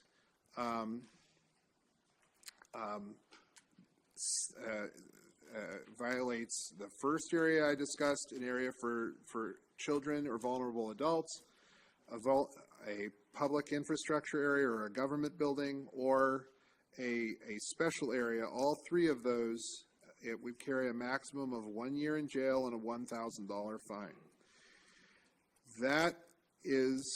There are exceptions, but before I go to the exceptions, let's talk about the excluded areas first, and then I'll talk about the exceptions. I will mention that as with regard to the penalty, as I mentioned in the hearing, there is language with regard to the rule of lenity that says that this is not meant to circumvent somebody from going to. The goal here is if you had a wear-carry permit, that you would be liable for the 1 year. If you didn't have a wear-carry permit and you were in a sensitive area, you could be liable for both the 1 year and the 4 years. We'll get to how that works in a minute, but that is the goal behind the penalty structure. So with that, first, we'll talk about the sensitive places portion. I see Delegate Simpson, Delegate Munoz. We'll go to Delegate Simpson first. So, thank you, Sir Chair. I really appreciate this, but before we get there, for educational purposes, how does this line up with I know there are two separate bills, Senate Bill 1 and House Bill 824. How do they mesh? What are we doing? Are we abandoning one and flowing with the other, or are we going to do like we did on all the rest and kind of merge? There will be 3 bills. There are 3 bills. Yeah, I got that the other one's different. Senate Bill 1, and we talked about the storage bill. Okay. Those are the ones we have in our possession. The Senate has House Bill 824 in their possession. House Bill 824 addresses issues specifically to wearing and carrying and the requirements for being able to wear and carry a regulated firearm in the state of Maryland. That's where that bill addresses issues related to the fee, We don't have that bill in front of us. The Senate has that bill in front of them, and they'll be addressing that legislation over the next day or so, I understand. So what we have is Senate Bill 1, and we have the storage bill. So that's what we have before us. Is there any overlap? No. The idea, the storage bill took out the part of House Bill 824 that addressed storage and put it in Jalen's law. And that becomes Jalen's law. Thank you for the education. Got it? Delegate Munoz. Thank you, Mr. Chair. So in regards to the sensitive places, we have heard about an excessive amount of violence and death in this committee this session. And from what I can tell, all of these sensitive places that are defined in this are anywhere there's a large-ish group of people. And so I'm trying to understand how preventing people who have undergone firearm training, have done a background check, have proven themselves to be law-abiding citizens, to have a permit to wear and carry, going into these incredibly crowded places that can be dangerous. You know, we see mass shootings like monthly. How is prohibiting those people from carrying in those locations going to reduce the crime and the carnage and the violence that we have heard about in this committee this session? So we have, in the state and in different states across the country, there have been clear areas and clear lines that have been drawn to say, in these parts of our public life, we have the ability to restrict people's ability to wear and carry a firearm. And the Supreme Court, especially in the concurrence from Judge Kavanaugh and the Chief Justice, talked specifically about that and said that there are places where we have the ability, and I would argue I'm not sure they'd argued it, so I don't want to attribute it to them, but I would say that especially in cases involving kids, involving people who are ill, involving polling places, that we have a long history of ensuring that those places are not places where firearms should be able to be brought. And so what we're seeking to do is make sure that that's there, make sure that it's clear, and make sure that the lines are as clear as we can for people who are wearing and carrying of, you cannot have firearms here. We've done that. We do that at the airport. There's existing law that deals with being able to carry a firearm, or a prohibition on carrying firearms onto an airplane. Mm-hmm. We have had COMAR on government buildings for a long time. There's COMAR preventing people from bringing guns into this building. Yeah, so a lot of this is codifying that and saying, okay, and again, I'll mention the government buildings context. That again was mentioned in the concurring opinion from Justice Kavanaugh as someplace where this could be limited. Mm-hmm. And so that is the rationale behind it. That there are some areas where we don't need to, or there are some areas where firearm use should be limited, and so we're using our public safety role in order to do that. So I understand that you're saying we have the ability to restrict wear and carry in these locations, but I don't understand why we're doing that, because I think we have the same goals based on our time together the last two sessions. We want to stop the violence and the death that occurs from criminals with firearms or any other means.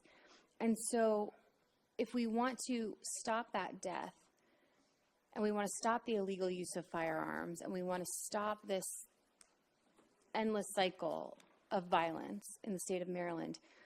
I don't understand how prohibiting me from wearing and carrying to my children's lunch duty and recess is going to meet that end, because I'm not the person who's going to kill anyone or pull my firearm out within my children's school. But if someone else comes into my children's school and you made me leave my firearm in my car locked up, what good is that going to do to protect life? And so I think we have the same goal. I'm just struggling with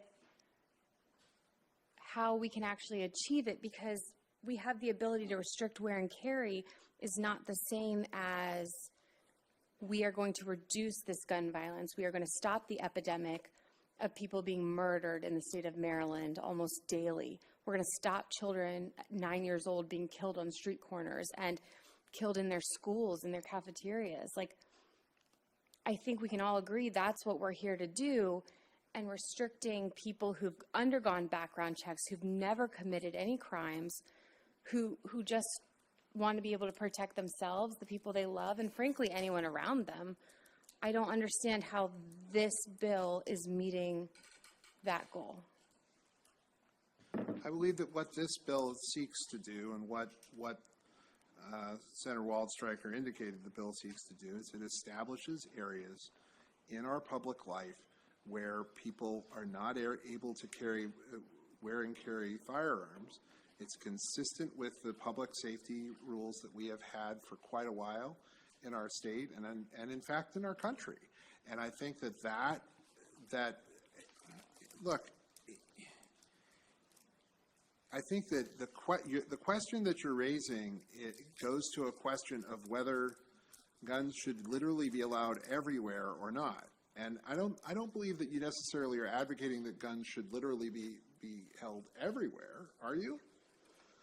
I think guns should be allowed in these crowded places where people are the most vulnerable, where our children are, in our houses of worship, the places, these crowds, these carnivals, these places where we see on the news that people are being gunned down en masse, these concerts, these sporting events, these clubs, where we see massive death. If one Good Samaritan in that area happens to be wearing and carrying, they could end it.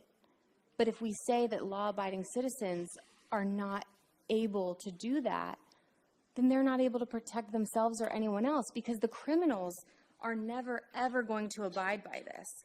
Not being able to wear and carry will never stop the criminals who walk into schools with 7 firearms. I'm going to let the discussion happen a little bit more now, so I want to bounce around the room.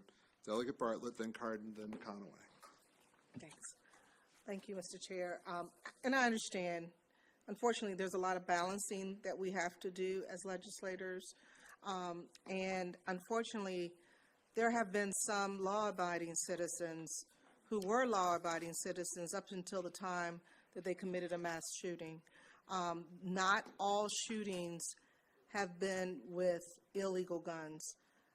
Let me make clear that the shooting that happened at the Capitol was by someone who had obtained a gun legally, gone through the steps. He became a criminal when he went into the Capitol and committed the crimes that he committed. And in the bill, in SB 1, we still have individuals who will have a gun, who will be at these locations. We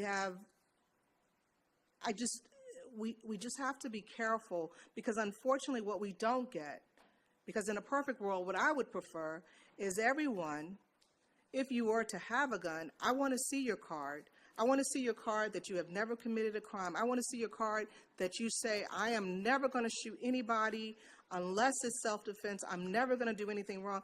And even then, I want to be able to have a crystal ball. And I want to see that you can actually do that under all circumstances. And that doesn't exist, unfortunately. It doesn't exist, so we have to do our balancing test. And we have Texas, who unfortunately has looser gun laws than we do, but yet they still have mass shootings. So it's not so much the, it is a balancing test, unfortunately. And I would like for, in a perfect world, for there not to be any more mass shootings. In a perfect world, I'd like for, not even perfect, I'd like to go close, above where we are now with respect to our shooting of kids and the harm that we have been doing to children. But I don't personally feel that the way to do that is to have guns everywhere by everybody, and everybody who qualifies for it, and every law-abiding citizen, because of the reasons that I stated. And last, as I said, we have exceptions. There are people, I call them people exceptions, is a note that I made, where we have individuals who can carry in certain locations. So while you may not be the person in the school who has the gun while you're picking up your kids, and believe me, I can totally relate to that, there could be very well someone in the school who does have the permission to have a gun in the school and to protect, and it's their job to protect. Like I said, it's not perfect, and I rack my brain almost every night and try to figure out what can we do, and I thought I had the answer once when I was looking at the metal detectors. Then I started doing research, and there's so much con to that. So it really is going to be one of those things that we're going to just have to keep trying and trying and trying until we can get it right. And the one last thing I want to say is there was a time when everyone could have a gun. Everyone who wanted a gun could have a gun. And we got to a level in our society where we said, that's not the way we want to live. And we started changing the law. And that's where we are now. I think we're at the point now where the Supreme Court has said, these are the parameters that you can use. And so we're trying to work within those parameters. When we had Heller, and we still have Heller, we worked within those parameters. But I just want to give, just really, really quickly, and I thank you, Mr. Chair, for allowing me to say these couple of words. But one thing that Justice Scalia said when he wrote the Heller decision, he said that, meaning the Second Amendment, he said, it is not a right to keep and carry any weapon whatsoever, in any manner whatsoever, and for whatever purpose. So I think that's what gives us the ability to do what we're doing in SB 1.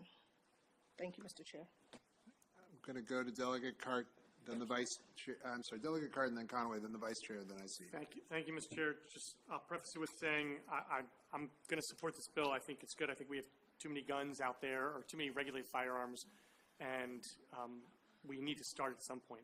But that's not my, I have two questions. One is dealing with exceptions, which I'll talk about later because you haven't even brought that up yet. My first question is on line 5, on page 5, line 11, talking about the definition of a sporting or athletic activity is an activity in which 3 or more individuals are competing in a sport or athletic activity together as part of the same league.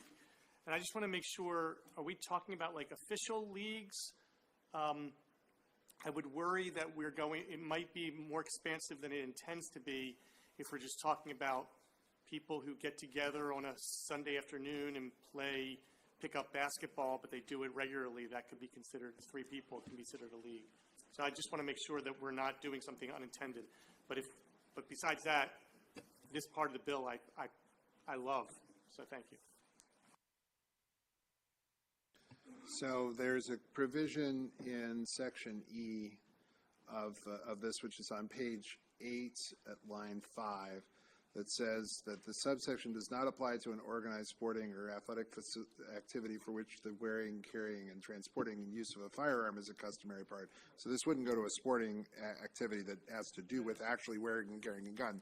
But to your point, I think that again, in the definition of organized, it's implying this isn't just a group of people who get together, every once in a while, or even weekly, to play basketball at the corner of Key Highway and Lawrence. So, for example, we did, so I used to be in a league where we would just get together, it was informal, but we would get together every week on Saturday at 8 a.m.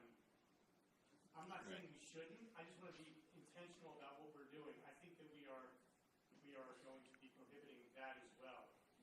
And we just ought to be aware of that, because that might be different than what the intent is of the sponsor. I'm just kind of. I think the sponsor's intent is, as I have heard from him, is that it is an organized league. It is something that is organized. Doesn't necessarily mean that it is something. I mean, what I think you're describing is something more casual, where people show up if they want to, but they're not. They're not. Right. Teams and. Okay.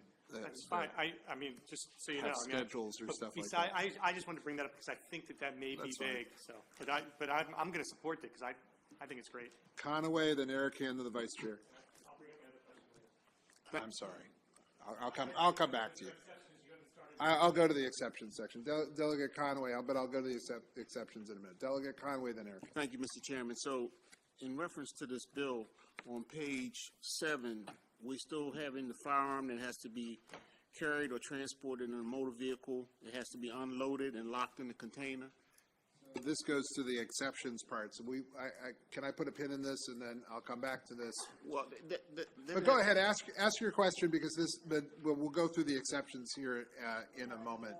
But go ahead. Well, I could bring it back to the special purpose area. So therefore, if you're going to pick your child up from school, you really can't have your gun with you, or you have to have the gun in a separate lockbox and ammunition separate even before you get to the school, before you even get in your car, basically, or you have to unload in the car before you take control or command of the vehicle, as you would say, to go to the school to pick up your child. Is that correct? I believe that is the implication under the bill, yes. Okay, but now, you could walk to the liquor store, right, to pay your lottery, and go in the store with the gun, unless they have a lounge in the store, and then you can't go in the store with your firearm, with your wear and carry, because a lot of liquor stores, it's one on every corner kind of thing.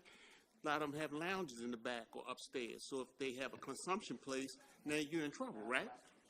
That's interesting. The question is whether somebody would be able, the distinction between going to a liquor store or a cannabis dispensary and purchasing something that they were not using on site, and going to a bar where you could drink alcohol or then a cannabis consumption facility. That's an interesting. It means that you cannot. Certain times throughout the day. Put your mic. Sorry. Yeah. So that means I can't take my concealed carry gun to Total Wine and More, because Total Wine and More has certain times throughout the day. I think it's Sundays at 1. I don't remember. Where you can go, and they have their little tastings. They're in the middle, where I can hang out and do the little tasting of whatever the wine of the day is. Or you could buy lottery tickets in these stores and things. If people go to liquor stores to buy more than liquor, they go. No, that's fine. But as I mentioned before, the lottery facility is related. It deals with the casino and not with that. I understand that, but if they just sold lottery, you could go into the lottery store with your handgun, your wear and carry, as it is right now, right? And you still could do that. You still could do that. If they sell liquor and have a lounge in the back where they serve the liquor, and you going to buy your lottery not tickets, do that. Exactly. That's what I'm exactly saying. Yeah. Thank you. At least as the bill is drafted, that is correct. We're going to Delegate Eric Hand, then the Vice Chair. Take me. To give some ground rules of what I'm going to do here, we're going to go to Delegate Eric and go to the Vice Chair. Then I'll move to the exceptions, and then we'll take questions with that. Then we'll go through the rest of Senate Bill 1. We'll take questions, and I'm going to just set a time limit of about 9:40. Look, this is that time of session where we have difficult issues, and it's going to take us a little while. So we're going to just do the best we can, and we will get through what are going to be a lot of questions. Delegate Erican, go ahead. Thank you, Mr. Chair, and thanks for chatting with us on this bill. I just want to touch on a couple things that have been mentioned so far, and just make sure that we have the most accurate information. So with the mention of the airplanes, you absolutely can carry your firearm unloaded and stored into the airport because you are allowed to fly with your firearms checked. So that versus this bill where you would not be allowed to even have that locked, separated on any of these prohibited spaces. There's a prohibition on it. So I'm not sure that the airport's probably the best example. In terms of, Is that true? yes, that's true. What are you saying? So in the transport piece of this and the sensitive areas piece, you can't have your firearm the same way that you carry it into BWI when you go to fly with it.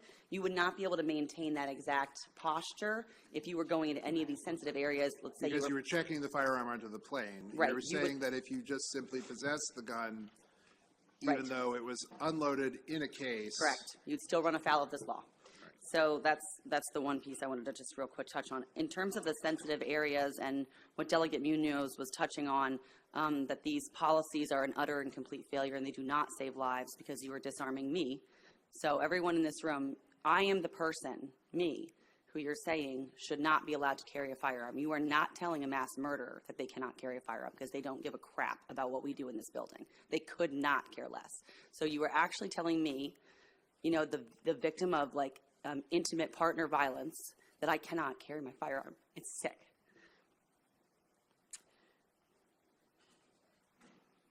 What's the question again? I'm getting full. I beg your pardon. And I'm sorry, Delegate Erican. I was okay. being distracted, and I saw that you stopped. It's okay. I'm sorry. I thought you had asked a question. No.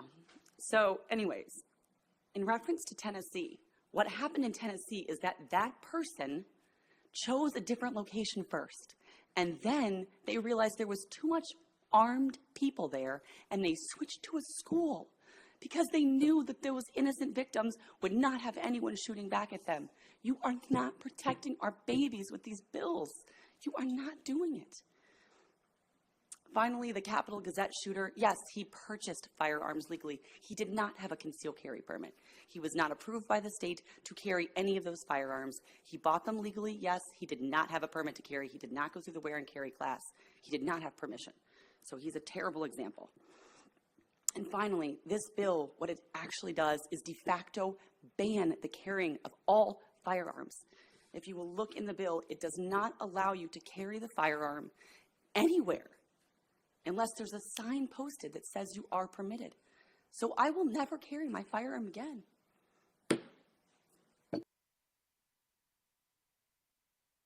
The Vice Chair. Thank you. Well, I'm just going to, after that, I do want to respond to what was just said, because I do have a question actually about storage, temporary storage, when you're parking outside of a place where you're not allowed to bring a gun, and whether you could come into, I'll wait for this. I'm sorry. No, that's okay. No, please. Okay. What's the question? No, it's okay. You can. I'm sorry. I was just asking to follow up on Delegate Erican's point, whether there is any provision for someone to not get in trouble if they're going somewhere that they're not allowed to have it, and they want to be in compliance, but like let's say they're dropping their kids off, can they store it in their vehicle in in a separated, ammo separated or whatever, but have the car parked and be in compliance, or is it a very strict prohibition on it being on property whatsoever? So I'm happy to go on to the exceptions, and we can do that and go through the exceptions, because that's one of the issues that comes up in the exceptions to the bill as it's listed. So let's do that now. Well, But before we okay, move on, let me. I mean, it's fine, but it goes to that. But okay, so. But to the original, I guess what I was going to say originally was more to the general point that Munoz and Erican were raising, which is simply that I think you're correct with where I think this bill is going, but you have to look at it, I think, from where some of the rest of us sit, that this has been the status quo of the law in Maryland for quite some time. And frankly, as I've been looking at what's been going on, I'm like, I don't know what you all are complaining about. You won. You won. You're getting your wish. The 2A group's name is Maryland Shall Issue. And guess what's happening? Shall issue. Tons of it. Everywhere. And I'm sort of at a place where I'm like, there's nothing we can do now. It's everywhere. You guys won. Bad things are going to happen. I hope you're right that here and there some bad guy is stopped, but I know for a fact suicides, assaults, people settling beefs in this manner, the road rage incidents, I mean, just from around here. And again, this is a mix of legal and illegal guns, but we have to understand what the sheer volume we're now witnessing is doing. The Capitol Gazette shooting, some random dude, Kyle Rittenhouse, deciding to wander into a protest to be a tough guy, bad things happening. People settling disputes with squeegee workers with baseball bats and then pulling out firearms. Stray bullets at the Graduate Hotel. I mean, these are all things that happened nearby in the state within the last couple years. I think that's where we're at. And so there are ground rules. I admit these are clunky.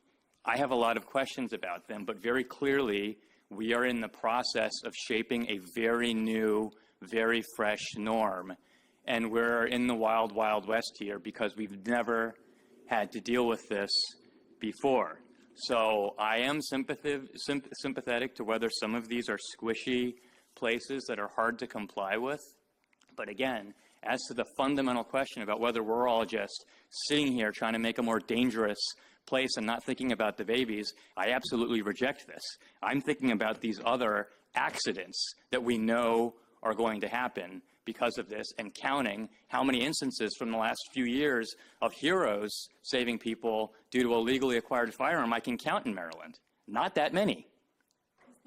So I'm just saying, but like I said, this is the new norm we're developing. I guess we're about to see whether a bunch of new heroes are born or whether a bunch of new tragedies are born. I suspect it's the latter. All right, I'm going to,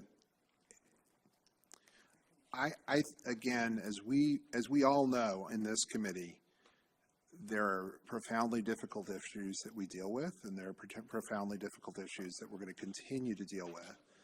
And I think, and I don't think anybody has done anything wrong so far. We'll see what happens next. But having said that, I want to just for a moment reflect on the fact that these are difficult and challenging issues, and in particular, they are particularly challenging to many members of the committee. And so all I'm going to say, I don't think anybody has done anything at all wrong so far, but I feel like as the temperature rises on these issues, I just will get out in front of this a little bit and say, just gently ask members of the committee to be sensitive to tone and everything else as we continue these discussions, so that we can continue to treat each other with respect as we continue the conversation.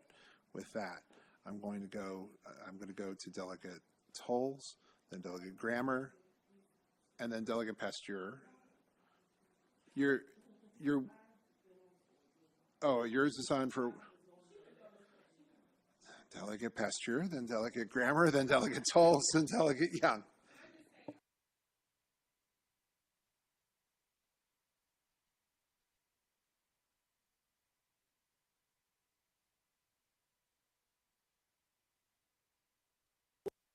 With exception, but I will just pick up from what Vice Chair Moon said. I've listened to this, and I believe, and I'm going to vote for the bill because we do have to start somewhere. But unless you've ever really had to carry a gun every single day and know every single day that you might have to pull it on somebody and take a life, it's all really just an exercise, because you can carry a gun, and we'll do this because we do have to start somewhere. But these other two ladies are absolutely correct about where you are. I never, well, almost never, carry my gun, and I shoot it very well. I can shoot shotguns, rifles, whatever, very well. But I almost never carry my gun just because I had to carry it every day, and I know what it feels like to be close to having to take a life. And I'm always afraid if I carry it, someone will push me, pull out a gun, I'd pull out mine. And either I'm dead or they're dead. But because I was trained to shoot to kill, because police, that's how you're trained. You don't pull it unless you're going to use it. And I don't want to take a life. I had the hardest time learning how to shoot well. As a state trooper said to me before the final test, you are a 70 shooter, and that's all you need to get out of the academy. But a 70 shooter will be dead and will kill somebody, get someone else killed. And that's all I had to have in my head to understand I needed to be more than a 70 shooter. And my lowest score since then has been a 96. Wow. And that's in mass. So it was in my head, and it was in my head in a way I didn't like it to be. Now, if I'm going to go out on a range or somewhere and shoot a target, wonderful. But they're right. So you walk in a store, you don't have a gun because it's against the law. But she has a gun because she could care less about the gun. I could just care less about it. Or, other than being warm, or two people could care less, and then an innocent bystander gets shot. So this is a tough thing to do, not because we don't want to have a bill, because intrinsically we all understand it's about life and death. And that's the world in which we're living now. And it's real scary because Vice Chair Moon is correct. There are unintended consequences to every one of these gun bills that we haven't seen yet. And I lived in Florida at a time where it couldn't be concealed, and it was like the OK Corral. And so instead of fighting, I grew up in a time, and many of us have, where guys particularly would fight to deal with their differences. Now they shoot each other, and those guns will still be out there. So it's tough. But I guess my only point is, it's real tough, but you better start thinking about life and death, because for all of the people who are scared of this group and that group and going here and going there and think they need a gun, the first time they have to use that gun and they take a life, their lives will be changed forever. And she's right. The people who go into schools, they don't care how many bills we have. So the piece we're missing in all of this is the psychology. What we do, red flags, when states refuse to take a look at those kinds of things, or when you have some other rhetoric. I keep asking lawmakers, have for police officers, for every time we do a crime bill, police bill,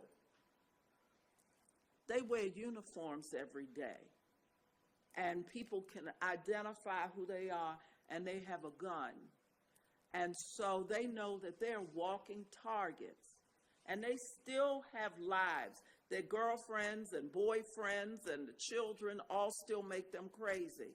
But we require throughout this country on every level, and Valentine and he's not here, can tell you as well, that you are required, are you not, to test, to show everybody who carries a gun, to show that you can still shoot. You have to go out and practice and show, demonstrate, or you're supposed to demonstrate that you can still shoot that weapon.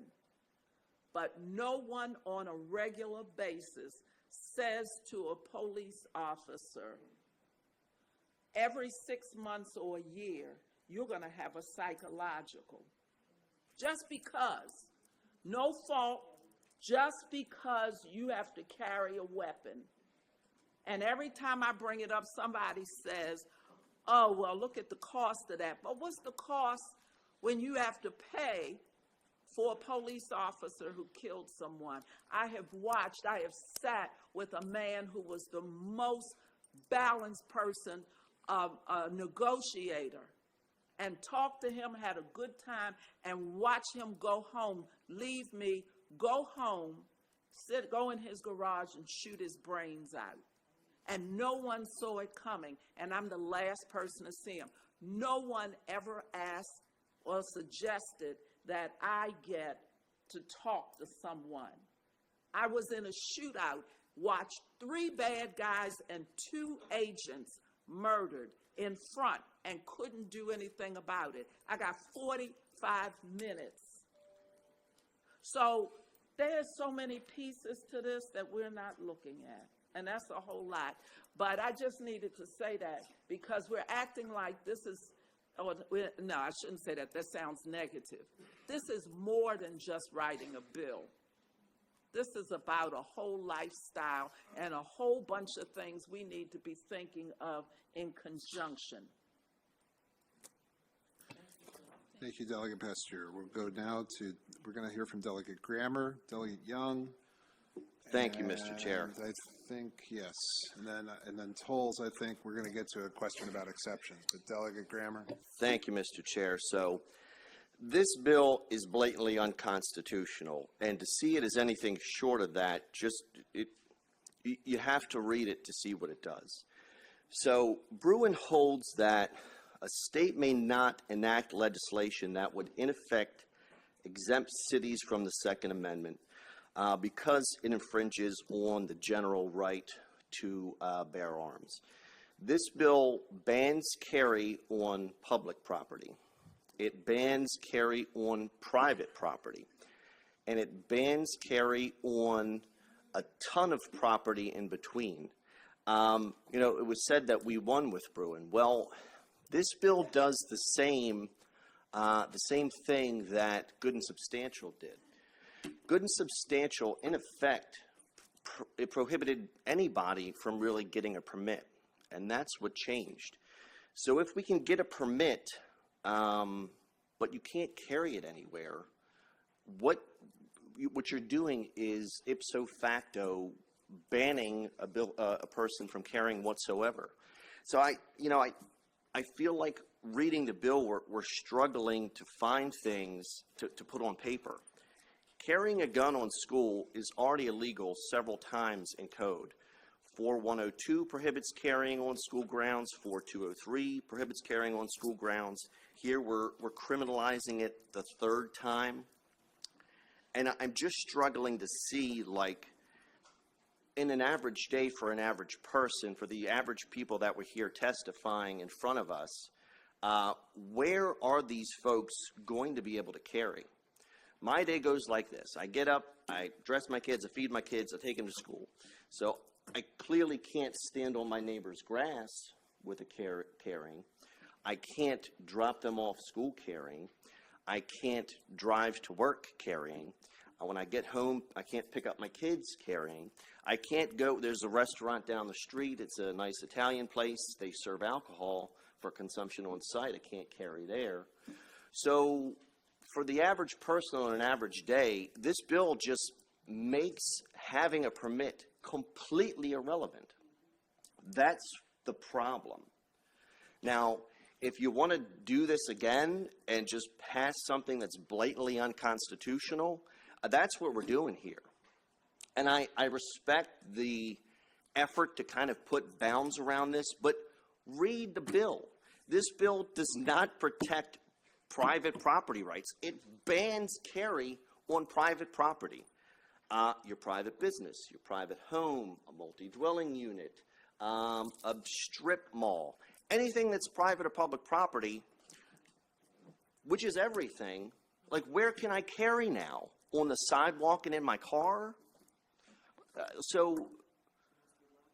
And go back to the beginning of session when we had the state police here, and I asked them, how many problems have you seen with folks who were newly permitted? And they said none. So I don't know what we're trying to do here, but this bill is ill-formed. We're criminalizing things that are criminalized in several places of the bill. Several different places of statute. I don't see practically how you even begin to think about how you use a permit when you can't use it on private or public property. And I considering the moderate things we've done previously, this is just a bit of a train wreck, and I don't see how the average person, we can expect them to operate on a day-to-day basis if this goes into law. In the Bruin decision, Justice Kavanaugh wrote, second, as Heller and McDonald, two different cases there, established, and as the court today again explains, the Second Amendment is neither a regulatory straitjacket nor a regulatory blank check. Properly interpreted, the Second Amendment allows a variety of gun regulations, and that is cited in Heller, 554 U.S. at 636. As Justice Scalia wrote in his opinion for the court in Heller, and Justice Alito reiterated in a relevant part in the principal opinion in McDonald, like most rights, the right secured by the Second Amendment is not unlimited. From Blackstone through 19th century cases, commentators and courts routinely explained that the right was not a right to keep and carry any weapon whatsoever in any manner whatsoever and for whatever purpose. Nothing in our opinion should be taken to cast doubt on long-standing prohibitions on the possession of firearms by felons and the mentally ill, or laws forbidding the carrying of firearms in sensitive places such as schools and government buildings, or laws imposing conditions and qualifications on the commercial sale of arms. In a footnote, Justice Kavanaugh, and he was joined by the Chief Justice, we identify these presumptively lawful regulatory measures only as examples. Our list does not purport to be exhaustive. I think that, and so with respect to Delegate Cramer, I mean, clearly the number one thing that Bruin said was that there cannot be a subjective standard when it comes to whether or not somebody should be able to conceal carry or carry a firearm outside of the home. That is very, very clear, and that's why we're here today, is because the shall issue, everybody is now a shall issue state. We were a may issue, and this gets rid of the good and substantial requirement.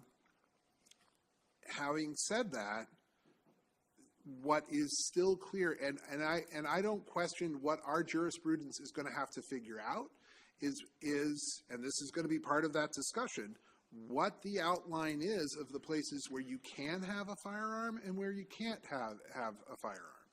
And I believe that consistent with what is here in Bruin and consistent with what is in Justice Alito's main opinion on this, that there are specific places. I mean, again, this was a non-exhaustive list that Justice Kavanaugh listed, but government buildings, polling places. The goal, I believe, as the Senate sent this bill over, was to identify those sensitive places that have consistently been included in that, or could conceivably be included in that non-exhaustive list that Judge Kavanaugh talked about. And so to that end, I mean, I understand, and I understand what you're saying, but I don't believe, and I would argue, I think that the opinion is pretty clear that this was not meant as a blank check to allow people to go out and carry literally anywhere and everywhere that they wanted to. And so I will stop there. I'll go back to Delegate Grammer, and then I'm going to go back around the room. Delegate I Grammer. appreciate that, and I'll be brief. And I don't think the average person is asking to carry guns anywhere they like. But the bill in front of us is it's a unilateral ban everywhere. It says private property, public property, and a bunch of these additional spaces we're going to name. We've captured everything broadly. Now we're going to capture everything specifically. You've essentially marked every part of property in the entire state as a place where a person cannot carry. That is the problem, and I don't think they spoke to that in the case at all. So I'm going to go to the exceptions, and then, but I'll go to Delegate Young, then we're going to go to the exceptions, and then I'm going to go to the point that Delegate Grammer, and in a conversation that I had with him and Delegate Erican earlier, there's a point that I think goes to a larger philosophical argument, which, it's 9:30. Let's go ahead. Delegate Young. Thank you, Mr. Chair. Won't be too long. Just as an individual, I actually think that shall carry is constitutional. I think Bruin is right for just the level set. That being said, when I look at my district and the violence in our district, it's a lot of residents that really want to be able to legally carry. So we do have to do that balance. So what I submit to the committee is for us to look at the states around us and consider the fact that many of these laws that we're talking about are already law. When we talk about Texas law, it's prohibited to take a gun, whether you concealed carry or not, to a school, period. A school cannot give you permission to do that. The federal law does provide for all schools to be gun-free, but that if you are concealed carry, then the state can give you that permission. I would ask everybody to check out Giffords.org, which is Gabby Giffords, the website for the gun center that they created after she was shot. Whether you are Democrat or Republican, left or right, they do a great job of just having a state survey of what the laws are and what all of these sensitive places are, what the laws are across the country in different states for these sensitive places. And I find it very interesting when I look at Texas, when I look at West Virginia, when I look at Virginia, for instance, and the fact that some of their laws are well in alignment with this bill. Not saying it's right or wrong, just saying it would be a good resource if we're not voting on this tonight, for us to all look at so we can have a sense of where things are across the country. Thank you, Mr. Chair. All right, I'm going to go to the exceptions, and then I'm going to, I want to go kind of to the larger argument that Delegate Grammer was making as to where you can and where you can't, and as it relates to private property. But the exceptions, the section does not apply to a law enforcement official of the United States, the state of Maryland, or a local law enforcement agency of the state. We're on page 6, lines 9 through 11 to start. An on-duty employee of a law enforcement agency authorized by the agency to possess firearms on duty, whose duty assignment involves the possession of firearms. This was an amendment that we're offering here in the House that I believe came from the Chiefs and Sheriffs, or this is from the Chiefs and Sheriffs to have added. We have a Crutchfield amendment on line 13. It's what we are forever going to call the Uniformed Services Amendment, which was added on line 13 in connection with member of the Armed Services National Guard. A member of an ROTC program would be exempt. A law enforcement official of another state or subdivision on official business. A correctional officer or warden of a correctional facility in the state. A sheriff or full-time assistant or deputy sheriff of the state. An employee of DNR in the course of their duties. A off-duty law enforcement official or a person who has retired as a law enforcement official in good standing from a law enforcement agency of the United States, the state, or a local unit in the state who possesses a firearm. And then it goes and sets out conditions. And all I'll say for lines 23 down to line 2 on page 7, line 8 on page 7, is this is LEOBA. This is effectively mirroring federal law when it comes to police officers. a retired police officer. So we adopted that. That came to us, I think, from the Fraternal Order of Police in their request for an amendment. Under number 10, for a location that is not owned, leased by, or otherwise under the control of the state or political subdivision, it doesn't apply to the owner or lessee of the location, or a person who is authorized by the owner or lessee of the location to wear, carry, or transport a firearm at the location for the purpose of employment, such as a security guard licensed under Title 19 of the Business Occupations Article, or protecting any individual or property at the location with remuneration or compensation. There was some discussion about whether this should be with or without, and one of the thoughts here was, and putting this kind of on the record, was that making it with, it could be a de minimis amount of compensation, but there should be some connection between the individual or property that is being protected and the person who shows up there with a firearm to protect them. So it could be somebody who is going to assist at a school, but they need to be able to at least show that they've had a connection with the school, and the school knows that they're there and knows what they're there to do. And then that's on line 18 and 19 on page 7. Line 20 talks about shooting, the gun being used at an event for a shooting competition. Line 26 goes to where it would have to be when it is being transported in a motor vehicle, that it's unloaded and locked in a container separate from any ammunition that is suitable for use of the firearm.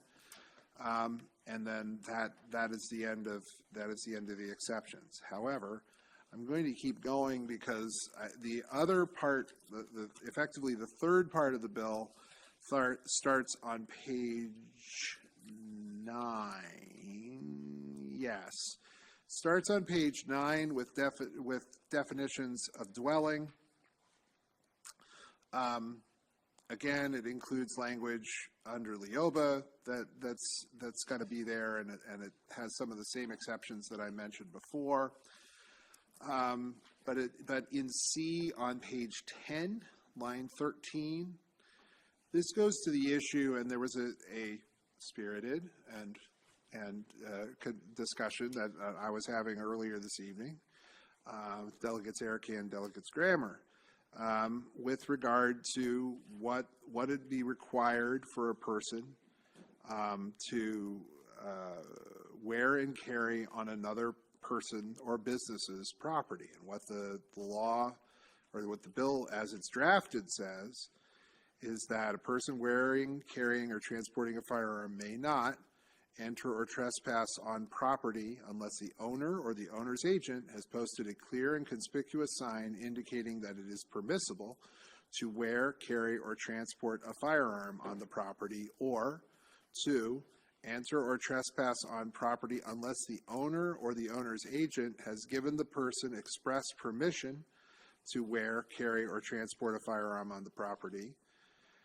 That's the one area where you may not. Then for Arabic number 2, a person wearing, carrying, or transporting a firearm may not enter or trespass in the dwelling of another unless the other has given express permission either to the person or to the public generally to wear, carry, or transport a firearm inside the dwelling. The broader question is, and the discussion here is, there is a tension between the rights of people to do what they will with their property and the rights of a person to bear arms when they go to that person's property, and whether that's a business or someone's house.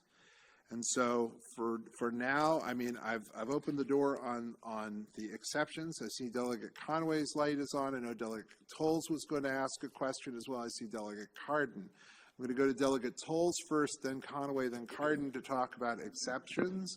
I see Tomlinson's light flashing, but I'm not sure. Did you hit the button, or you did hit the button? Oh, and I'm sorry then if I've missed you. I beg your pardon. So we'll go to Tolles. I think I've seen it flashing for a while. Tolles, Conaway, I'm going to go to Tomlinson and then Cardin. And I see Delegate Williams too. Delegate Tolles and the Vice Chair and, oh boy, everybody else. All right, that's fine. Let's start with Tolles and I'll make my way around the horseshoe, okay? Okay. Thank you, Mr. Chair. I had a question, and going through the exceptions, I was wondering what, has there been some conversation around allowing someone who has gone through, some domestic situation and, maybe had a court order, if you had if you're, number one, permitted to, carry a firearm, and you've had, like, a court order where the person is, asked to stay certain feet away from you, a protective order, and you've seen that it's been violated a couple of times. I know you've seen that in your line of work. What has there been some discussion about allowing that person, if they have court paperwork and so forth, to carry their firearm for their safety? Because we know there has been, domestic situations, and I can say that, I feel I've seen in the news that there's been sort of an increase in domestic situations, sometimes even family to family, how individual probably want to feel that they've been safe if someone has been threatening their life, maybe domestic, violence situation has occurred in the past. Has there been conversations during the drafting of this bill, or do you know of any, federal conversations that were had around someone being able to carry a gun if they had a protective order because they fear for their life? So, and I think this kind of goes back to 824. If you are the subject of a protective order, you wouldn't be able to apply for a wear and carry permit. Sure. But if you are the person who has requested the protective order, that I believe is you would still be able to apply for the wear and carry. You would be subject. You're basically asking, should there be an exception for somebody who is the current petitioner for a protective order, whether they should get an exception to the sensitive places rule? Is that what you're asking? Yes and no. I'm saying yes, sensitive places rule, but also so yes, let's just start there. Yes, if you are an individual who has the paperwork, you've been a victim, and you want to be able to carry your gun in safe places, or if you're driving in your car, I've heard of domestic situations where people have been, leaving work in a parking lot. They've had a domestic situation and someone comes after them, knowing that they go to work, they pick up the kids, they know their schedule, and they had the necessary paperwork. Have you known of any?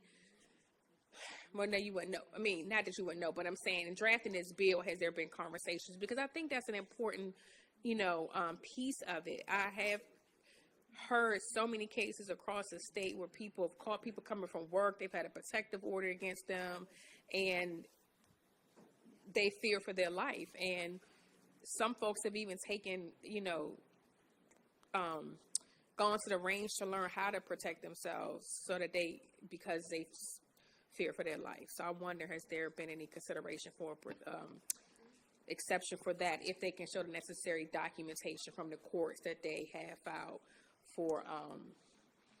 I don't know that again, we're getting this bill from the Senate. I don't know whether those were discussions that the Senate have. That's certainly discussions that we're having now. Mm-hmm.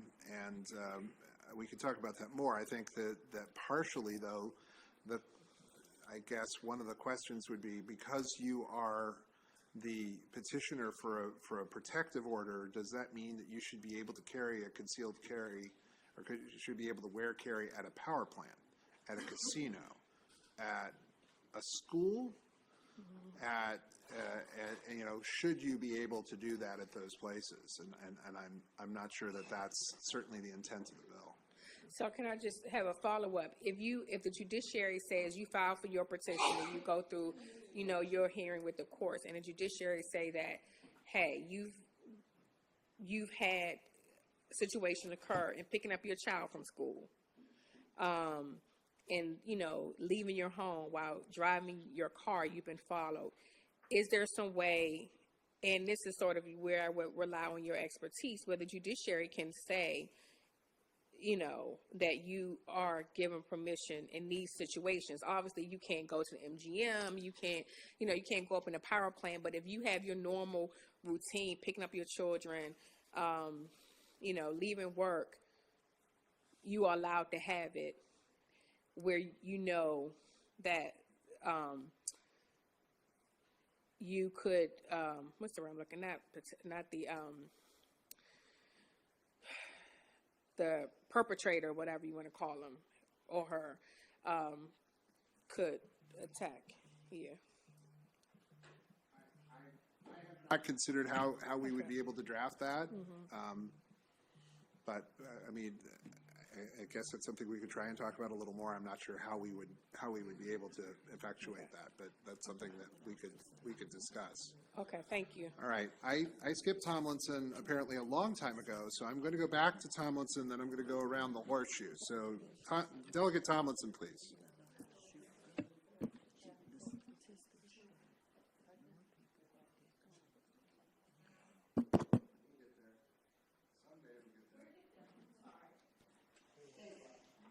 Thank you. I'll try to be quick because I don't have a question, and I don't think I'm going to say anything that's going to, you know, inspire or influence anybody to change their mind on anything exactly. But I mean, whether we're talking about the mass shootings or whether we're talking about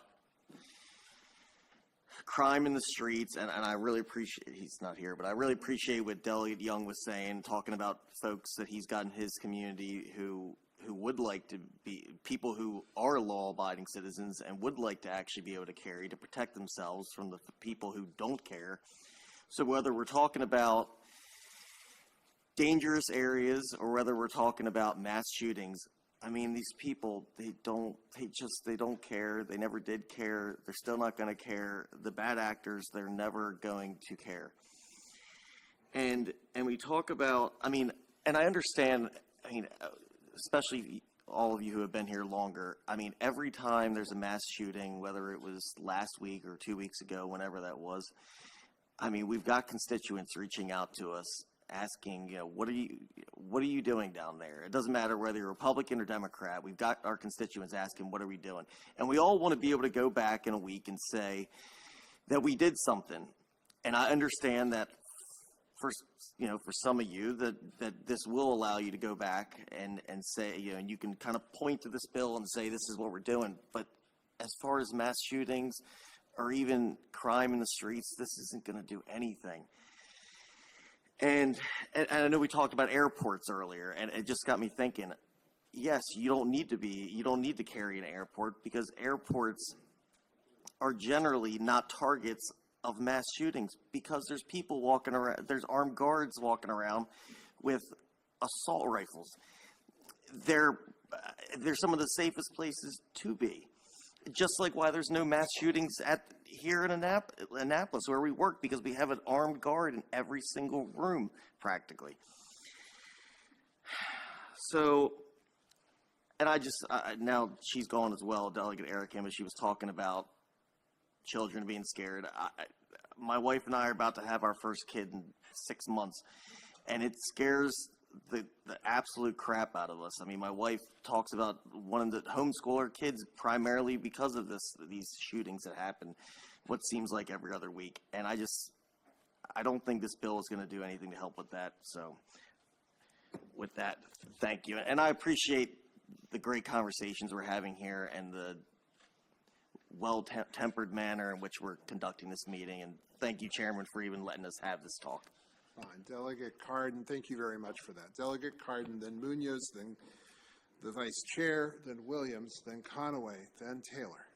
Thank you, Mr. Chair, for this very open discussion. And philosophically, there's disagreements here, but at least we can all talk.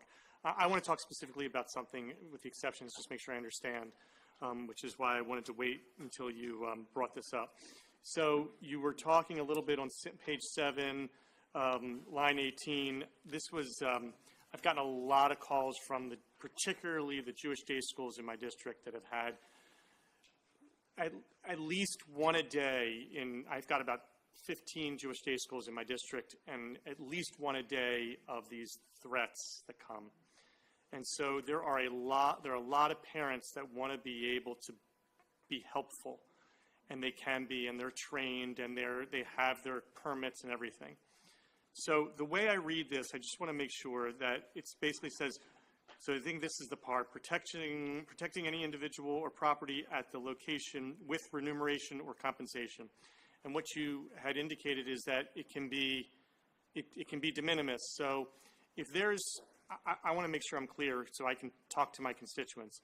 If they had like a sign-up sheet at the beginning of the year, you say, you have to show us a copy of your permit, sign this that you agree to meet all of our requirements.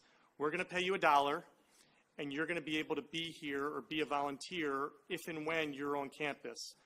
Those people can then basically deal with what this issue that the other side's talking about, where they can come to school to pick up their kids, because when they're there, they are considered a remunerated volunteer for all intents and purposes. Is that my understanding? That's my understanding as well. Right, so that would be struck, and it's with. The idea is it would be with. And again, the argument is that even if it was a de minimis amount, that it demonstrates a connection where, to Delegate Cardin's point, they have been in contact with the school, they have been in contact with the administration of the school, they are there as somebody who is there to provide that assistance for a minimal amount of compensation, and the act that they're going through that designates that this is not something where somebody comes up to the school and just says, hey, I'm here to help, or comes up to a gas station and says, hey, I'm here to help. This is somebody who had to take an affirmative step, and the school had to acknowledge that assistance. So I just want to acknowledge and thank you, because that was really, I know this is a point of contention, and this is really important. Of course, I would love it to not necessarily have, because some of my schools are so poor that they can't necessarily afford it, but I think that we can figure it out for the $1 that it's going to cost. So thank you very much, Mr. Chair. Delegate Conway has his hand up, so I'll let him go first. Thank you, which is separate from my light. I just wanted to follow up on what the delegate just said. So if the person wants to go to the campus and gets permission from the campus and gets paid $1, they can take their firearm from their house or dwelling, then they unload it in their vehicle, then they drive up to the school, and then they load it back up on the school property, then they go onto the school campus, do whatever they're going to do. Then when they get ready to leave, they will have to unload their gun, separate the ammunition, and pull off and then leave, unless they walk up to the campus, and then they can walk up to the campus with their firearm and go on the campus. Is that correct? Drafted, yes. Thank you very much, Mr. Chairman. Thank you. We're going to go to Delegate Munoz now, please. That's what the bill says. Delegate Munoz. I'm sorry. So in your vehicle, even though we heard all this testimony about how dangerous it is to load and unload your firearm, when you're driving in your vehicle alone, you have to unload it. That's what the bill says, right? As the bill is drafted, it says that the firearm is carried or transported in a motor vehicle if the firearm is unloaded and locked in a container that is separate from any ammunition that is suitable for use in the firearm. That is what the bill, as it is drafted, says. We are walking through the bill. Okay, so it sounds like we have a lot of concern about the safety and practicality of that piece. But again, I just want to go back to I kind of want to have a little homework for the committee, because I hear that people are saying we can remove these safe spaces, we can limit people's ability to wear and carry in particular areas, but I'm still waiting to hear the evidence for why that is going to actually keep people safe. And to Delegate Pasteur's point, is it the firearms that we actually need to be regulating, or is it the people themselves? Do we need a higher level of accountability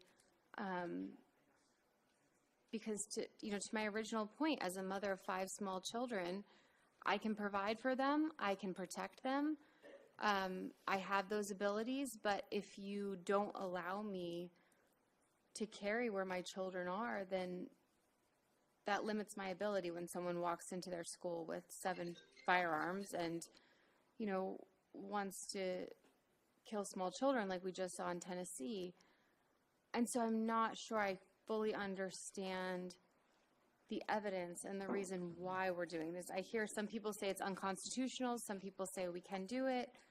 But then to Delegate Toll's point, I'm also concerned that the people we're hurting the most are these vulnerable women, these mothers who want to protect their children. And I was just, doing a little bit of Googling, and a website that has research on this was saying that since 1982, of the mass shootings we've had in this country, 135 have been perpetrated by males and only 4 by females. So to your point, women who are vulnerable, who have a history of, like our colleague shared, I think, domestic partner violence, I think that they should probably be in a separate category. And so that's really my homework and my request to the committee. I hear that, some people say it's unconstitutional, some people say we can do it, but I would love some evidence of why this is actually going to keep our children, our babies, our vulnerable women, our victims safer than not doing this bill. Vice Chair. Well, thank you, Mr. Chair. I'll just say it again. I think it depends on what you think the harm is. If you think there's a high probability they're going to stop a crime versus they're going to cause an accident, to me, that's a fundamental question. I think the data is pretty clear on which way that's going to go. That being said, I do actually have Evidence, though. no, but I think the data's Send me the data. will do. I think I do have actual questions about the way this is constructed. On the exceptions about various law enforcement officials, the way each category of official is described is different than all the rest. I guess I just flagged that immediately, and it leads me to one question: why we need to list all these people.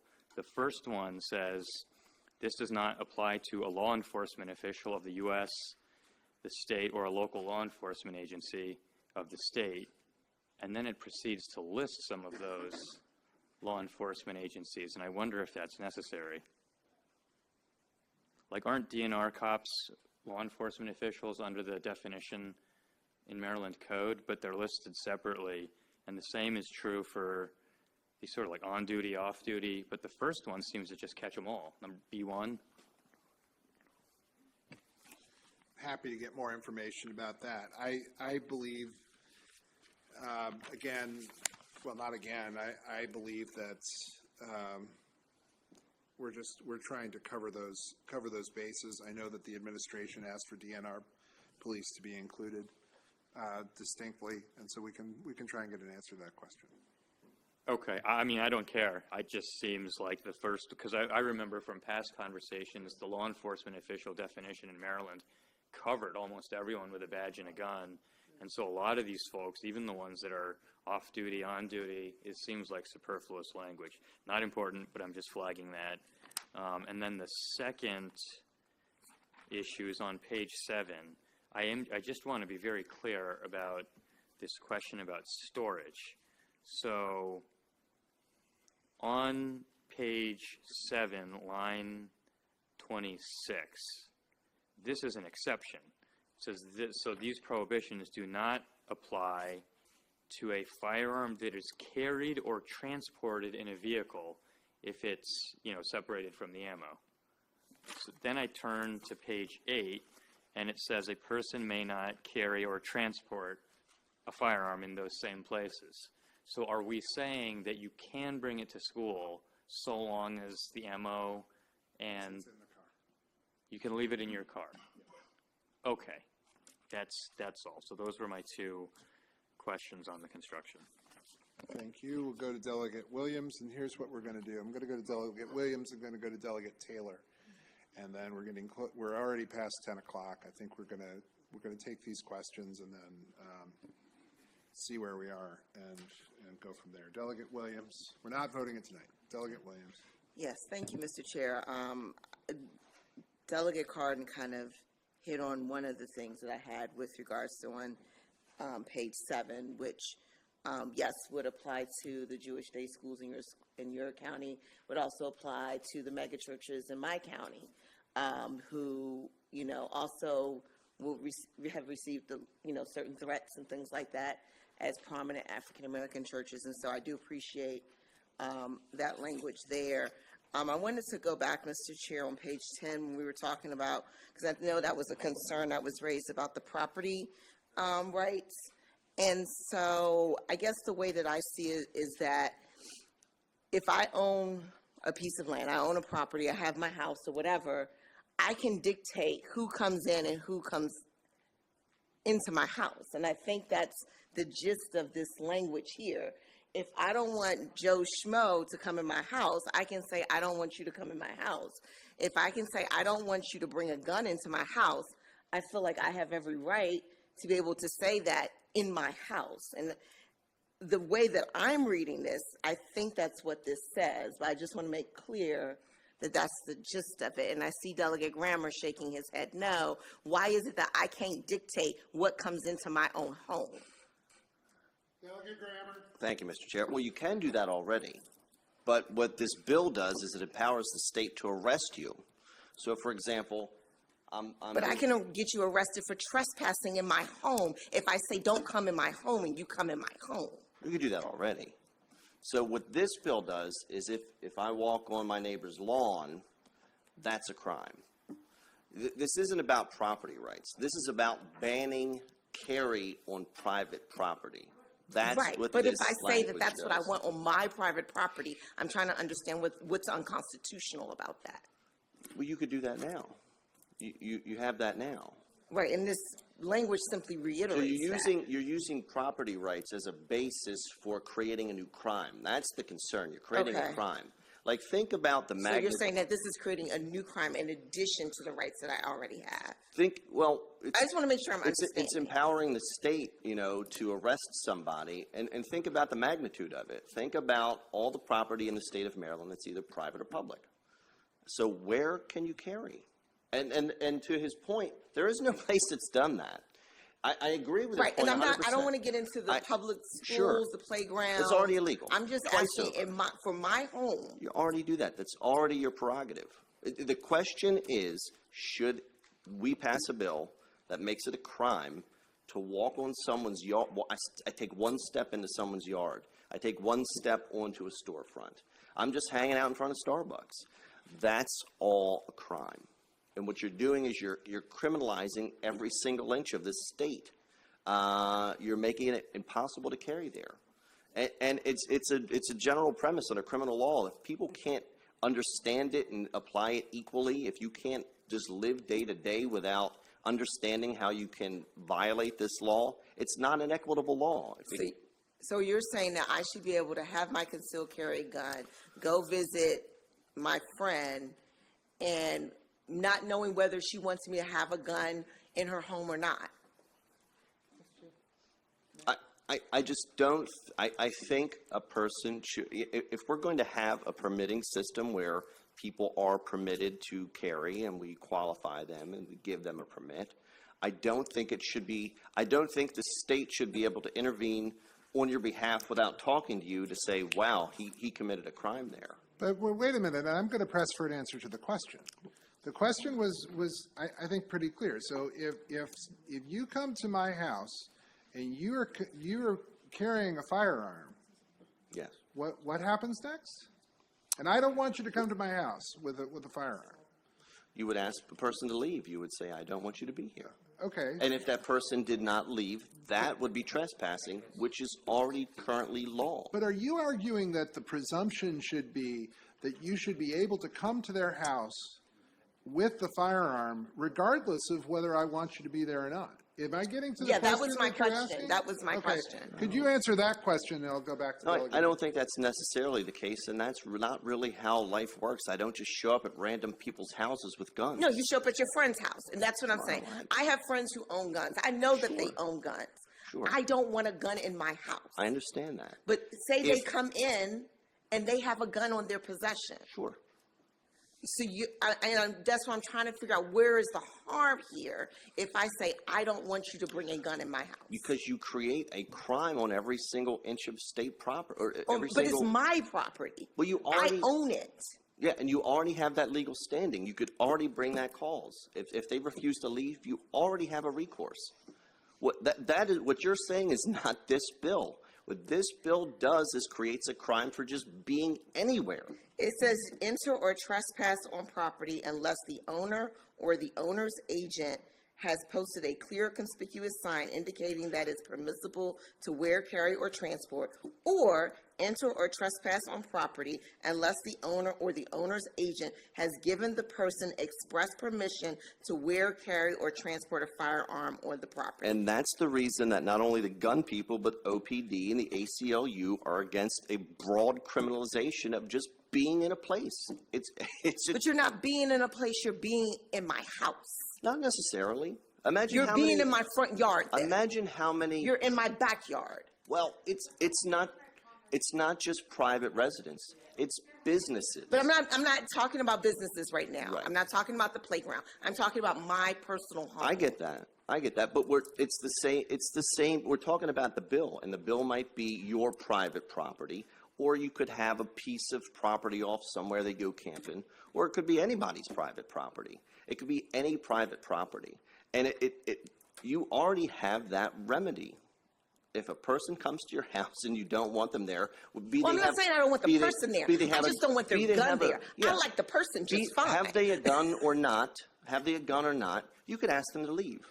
What this does is it automatically assumes a crime in the case where a person is just on private property with legally carrying with a permit.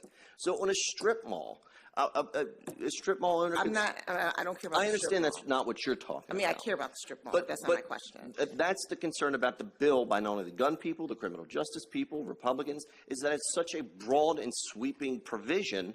Like, what is not private or public? Like, where is this place? Hold on a second. So no, it's fair. Both Delegate Conway and Delegate Young wanted to intervene on this issue. So I'm going to let Delegate Conway get involved in this discussion, then Delegate Young. Delegate Thank you, Conway. Mr. Chairman. I think the sequence of the bill's language in reference to page 10, number 21, number 2 should supersede or be in front of number 15, where it would say a person wearing, carrying, or transporting a firearm may not enter or trespass in the dwelling of another unless the other has given express permission, which means I have to say to you, if I'm BG&E, oh yeah, I'm going to fix your water heater. By the way, I have a wear and carry permit. Can I come into your house? Versus I come in and while I'm bending over, you say, hey, you got a gun on you. I don't want you in my house. So I have to ask you permission. So I think that's kind of out of order. That's all I want to say. Thank you. That's exactly where I was going, Mr. Chair. I think the bill does, one of the things the bill does well is to distinguish the dwelling from a general private property. And a general private property, like a Home Depot, for instance, is a place that I think is different from a home. And I think that's something we should be paying attention to, that and then the difference between enter and trespass. Thank you, Mr. Chair. I'd like to move on to Delegate Taylor because she's had her line on for a second, and then we'll see where we are. Delegate Taylor, please. Delegate Simpson, did you press your button as well? Or okay, that's fine. We'll go Taylor and Simpson, and then. Thank you. The longer we talk, the more questions I have, so I'll try to narrow it down. Just one question is about exceptions. So are we saying that any one of those folks that are outlined military or, in the exceptions clause in that list, that they are accepted from and they can carry on state property in any special purpose location? That is correct. Okay. They're exempt from those They're restrictions. exempt. So, signs. If I have a church and I'm okay with you bringing in your gun, and if I place signage, then it's okay for you to come in, right? So we're actually creating a restaurant, same way, right? If all of Chick-fil-A, the franchise says, all of my franchisees should allow someone with a wear and carry permit to be able to come in. Here, my franchisees, is the signage that you need to post in your window. That's okay. Then it's okay. All right, I see a business opportunity here for signage.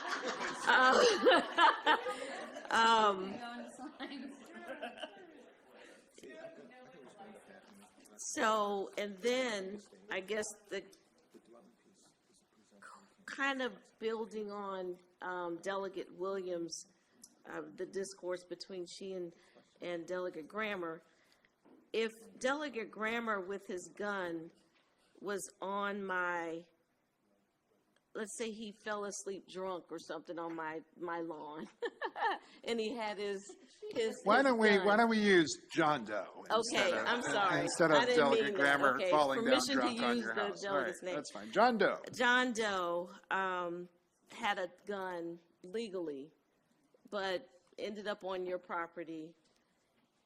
You called the police.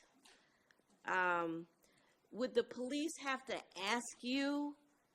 No, you didn't call the police. Let's say the police saw him there with the gun, John Doe, with the gun. They should not assume that you don't want him there because he's on somebody else's property.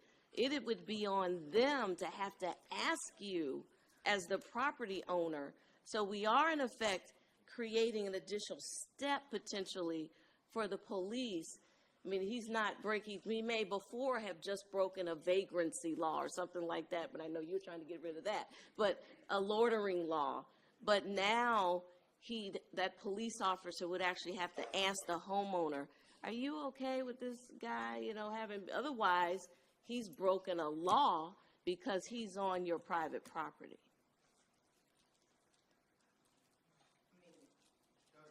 I mean, I feel like he would have been breaking the law regardless whether he had a gun or not, because one, it's trespass. If I didn't want him there. Now, if I was okay with him sleeping in my front yard, that's different. But the police would have to ask you. Right.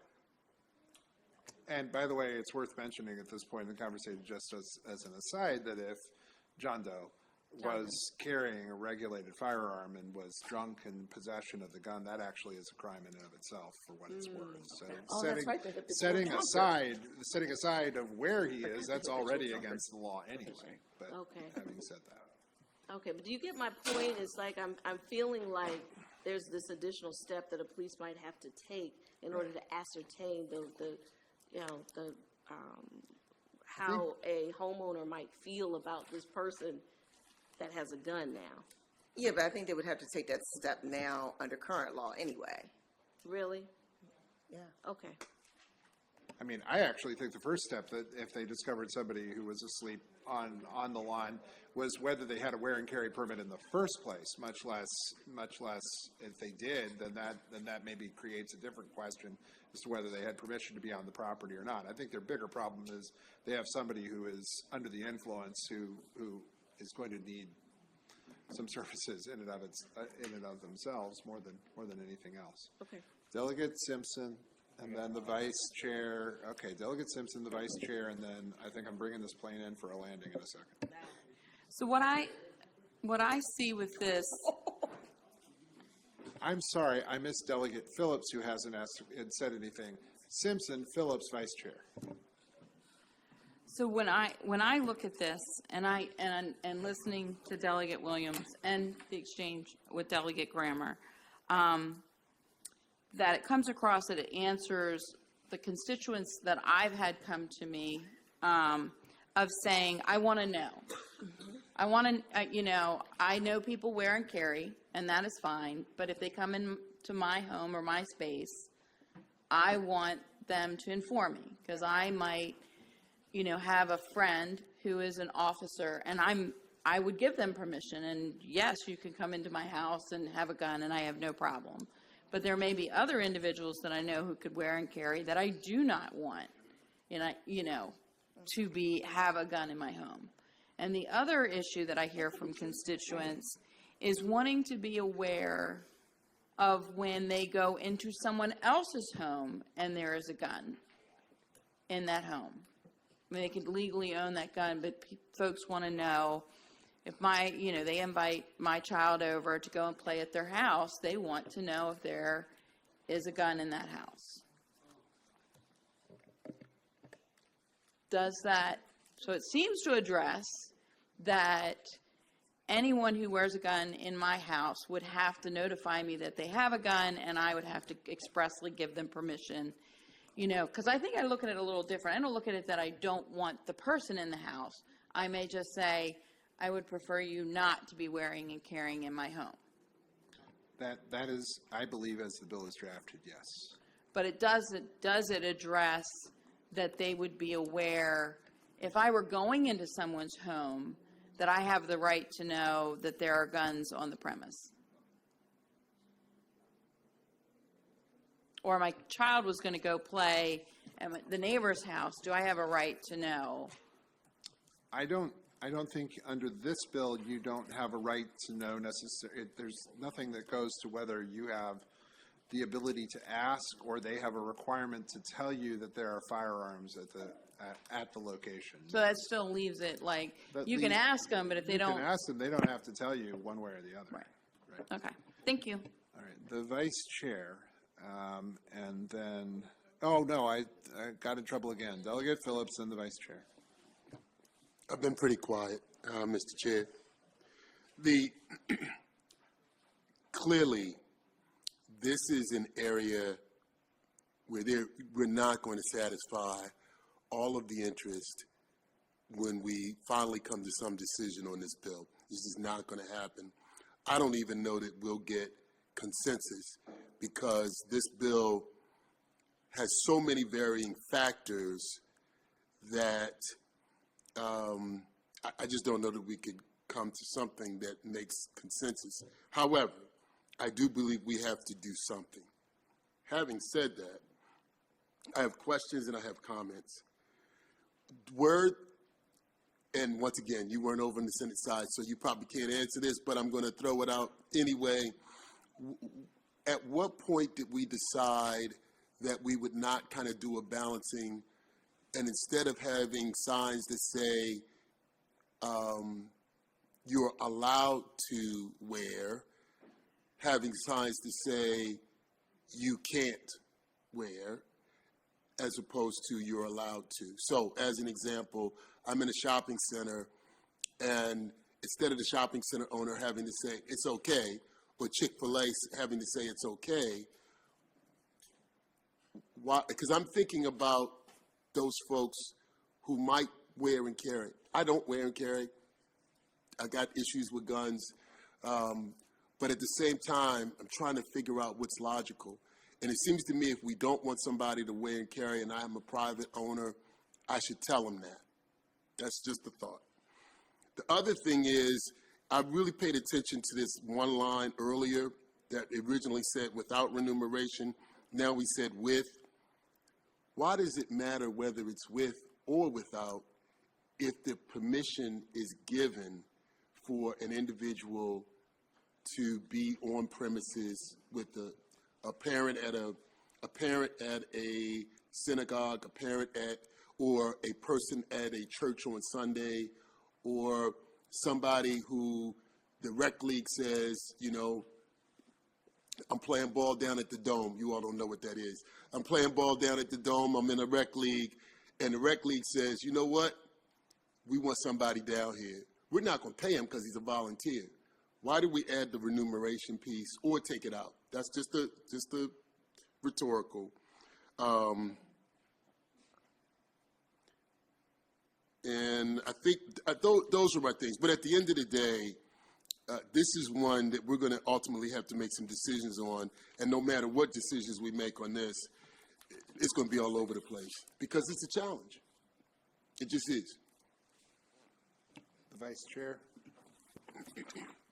Thank you, Mr. Chair. I hate to throw curveballs in here, but I am just looking at this page 10, this whole business about the private property and whether it's posted or not. And I did have a question with the Senate sponsor, or chat with him about this a while ago, but I will say this is drawing my eye to 4208 of the criminal law article, which is possession of a firearm at a public demonstration. And this is constructed somewhat similarly. You can't have a firearm within 1,000 feet of a public demonstration.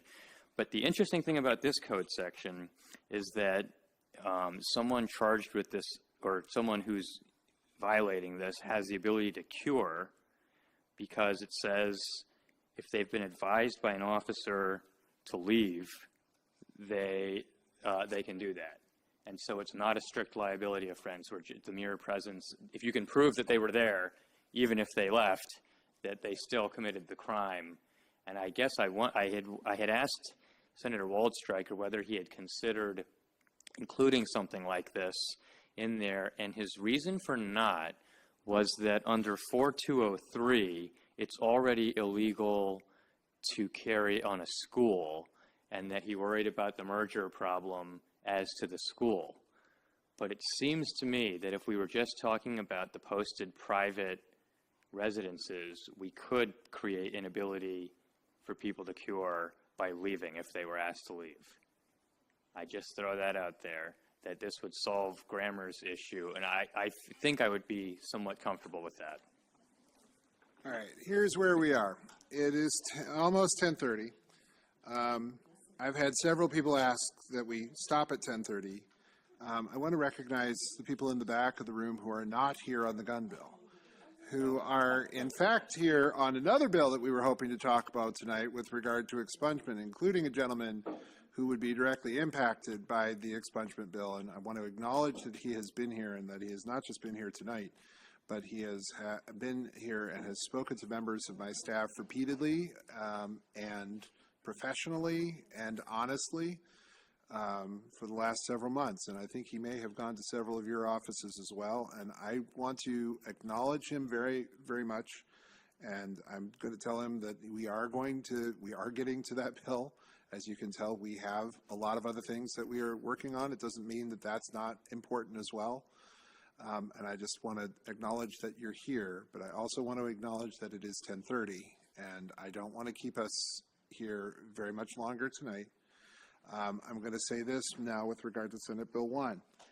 There will be a voting session in between sessions tomorrow. Again, I mentioned this with regard to the storage bill. If you have amendments to the storage bill or to Senate Bill 1, I would ask that you request those amendments. There are people available to take your requests for amendments right now, and we will take up those amendments beginning tomorrow. I will say, obviously, that time is short, but I think we had a very good conversation tonight, and I think that there are issues that have been raised. We'll seek to either address those issues, or if people have amendments, I wish that you would share those amendments with me and with the committee.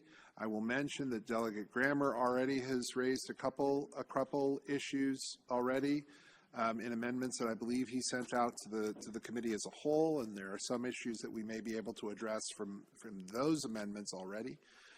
So all I'm saying is, if you are going to have amendments to either one of these bills, now is the time to request those amendments.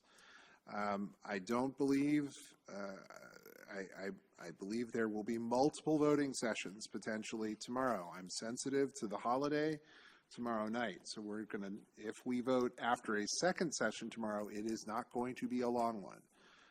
It is definite that we will have a voting session early in the morning on Thursday, probably at 8:30 a.m. On Thursday, so members of the committee should be aware of that.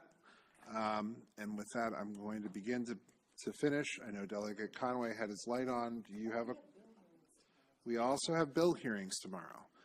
So we have a lot that we're going to have to get in, and we're going to get it in. I'm just going to not quite warn members of the committee, make members of the committee aware. I would completely expect voting sessions, definitely in between two sessions tomorrow. We can't do it in the morning because of the Women's Caucus. Between the two sessions tomorrow, perhaps a short one after the second session tomorrow. I expect that we are going to have one on Thursday morning, and after the session on Thursday. For those of you who are baseball fans, it is highly likely we will have a voting session on Thursday afternoon. With that, Delegate Conway with a question, and then we're going to wrap up. Thank you, Mr. Chairman. Thank you for acknowledging me. I just wanted to say something that I haven't heard yet. I know that we've been issuing these permits for the last 2 years or so, and I think the people in the state of Maryland expect their permits to be honored in a certain kind of way, whatever posture their permits are in now that they paid for and they took training on. I think that they expect to have that to be honored, and I think that for us to turn around now and say, well, you can't carry a loaded firearm in your car and you have to unload your firearm. I think if it applied to me, I think I would think that this was a sham. So I just want to say that. Delegate Bartlett, and then we're going to wrap up. So, Thursday is my wedding anniversary again. We're gonna, and the chair knows why I say again. I'm gonna make these reservations again. And I mean, apparently that's what I need to do. We passed legislation earlier tonight that just can make it easier for you, I guess, to get divorced and then just reset, if that is in any way helpful. I would strongly recommend against that in any number of different ways, and don't think it's a good idea. We'll do the best we can. It's that time of session, and this is what we're going to have to do. I appreciate it. We try. This has been a voting session of the House Judiciary Committee. Thank you all very much for attending.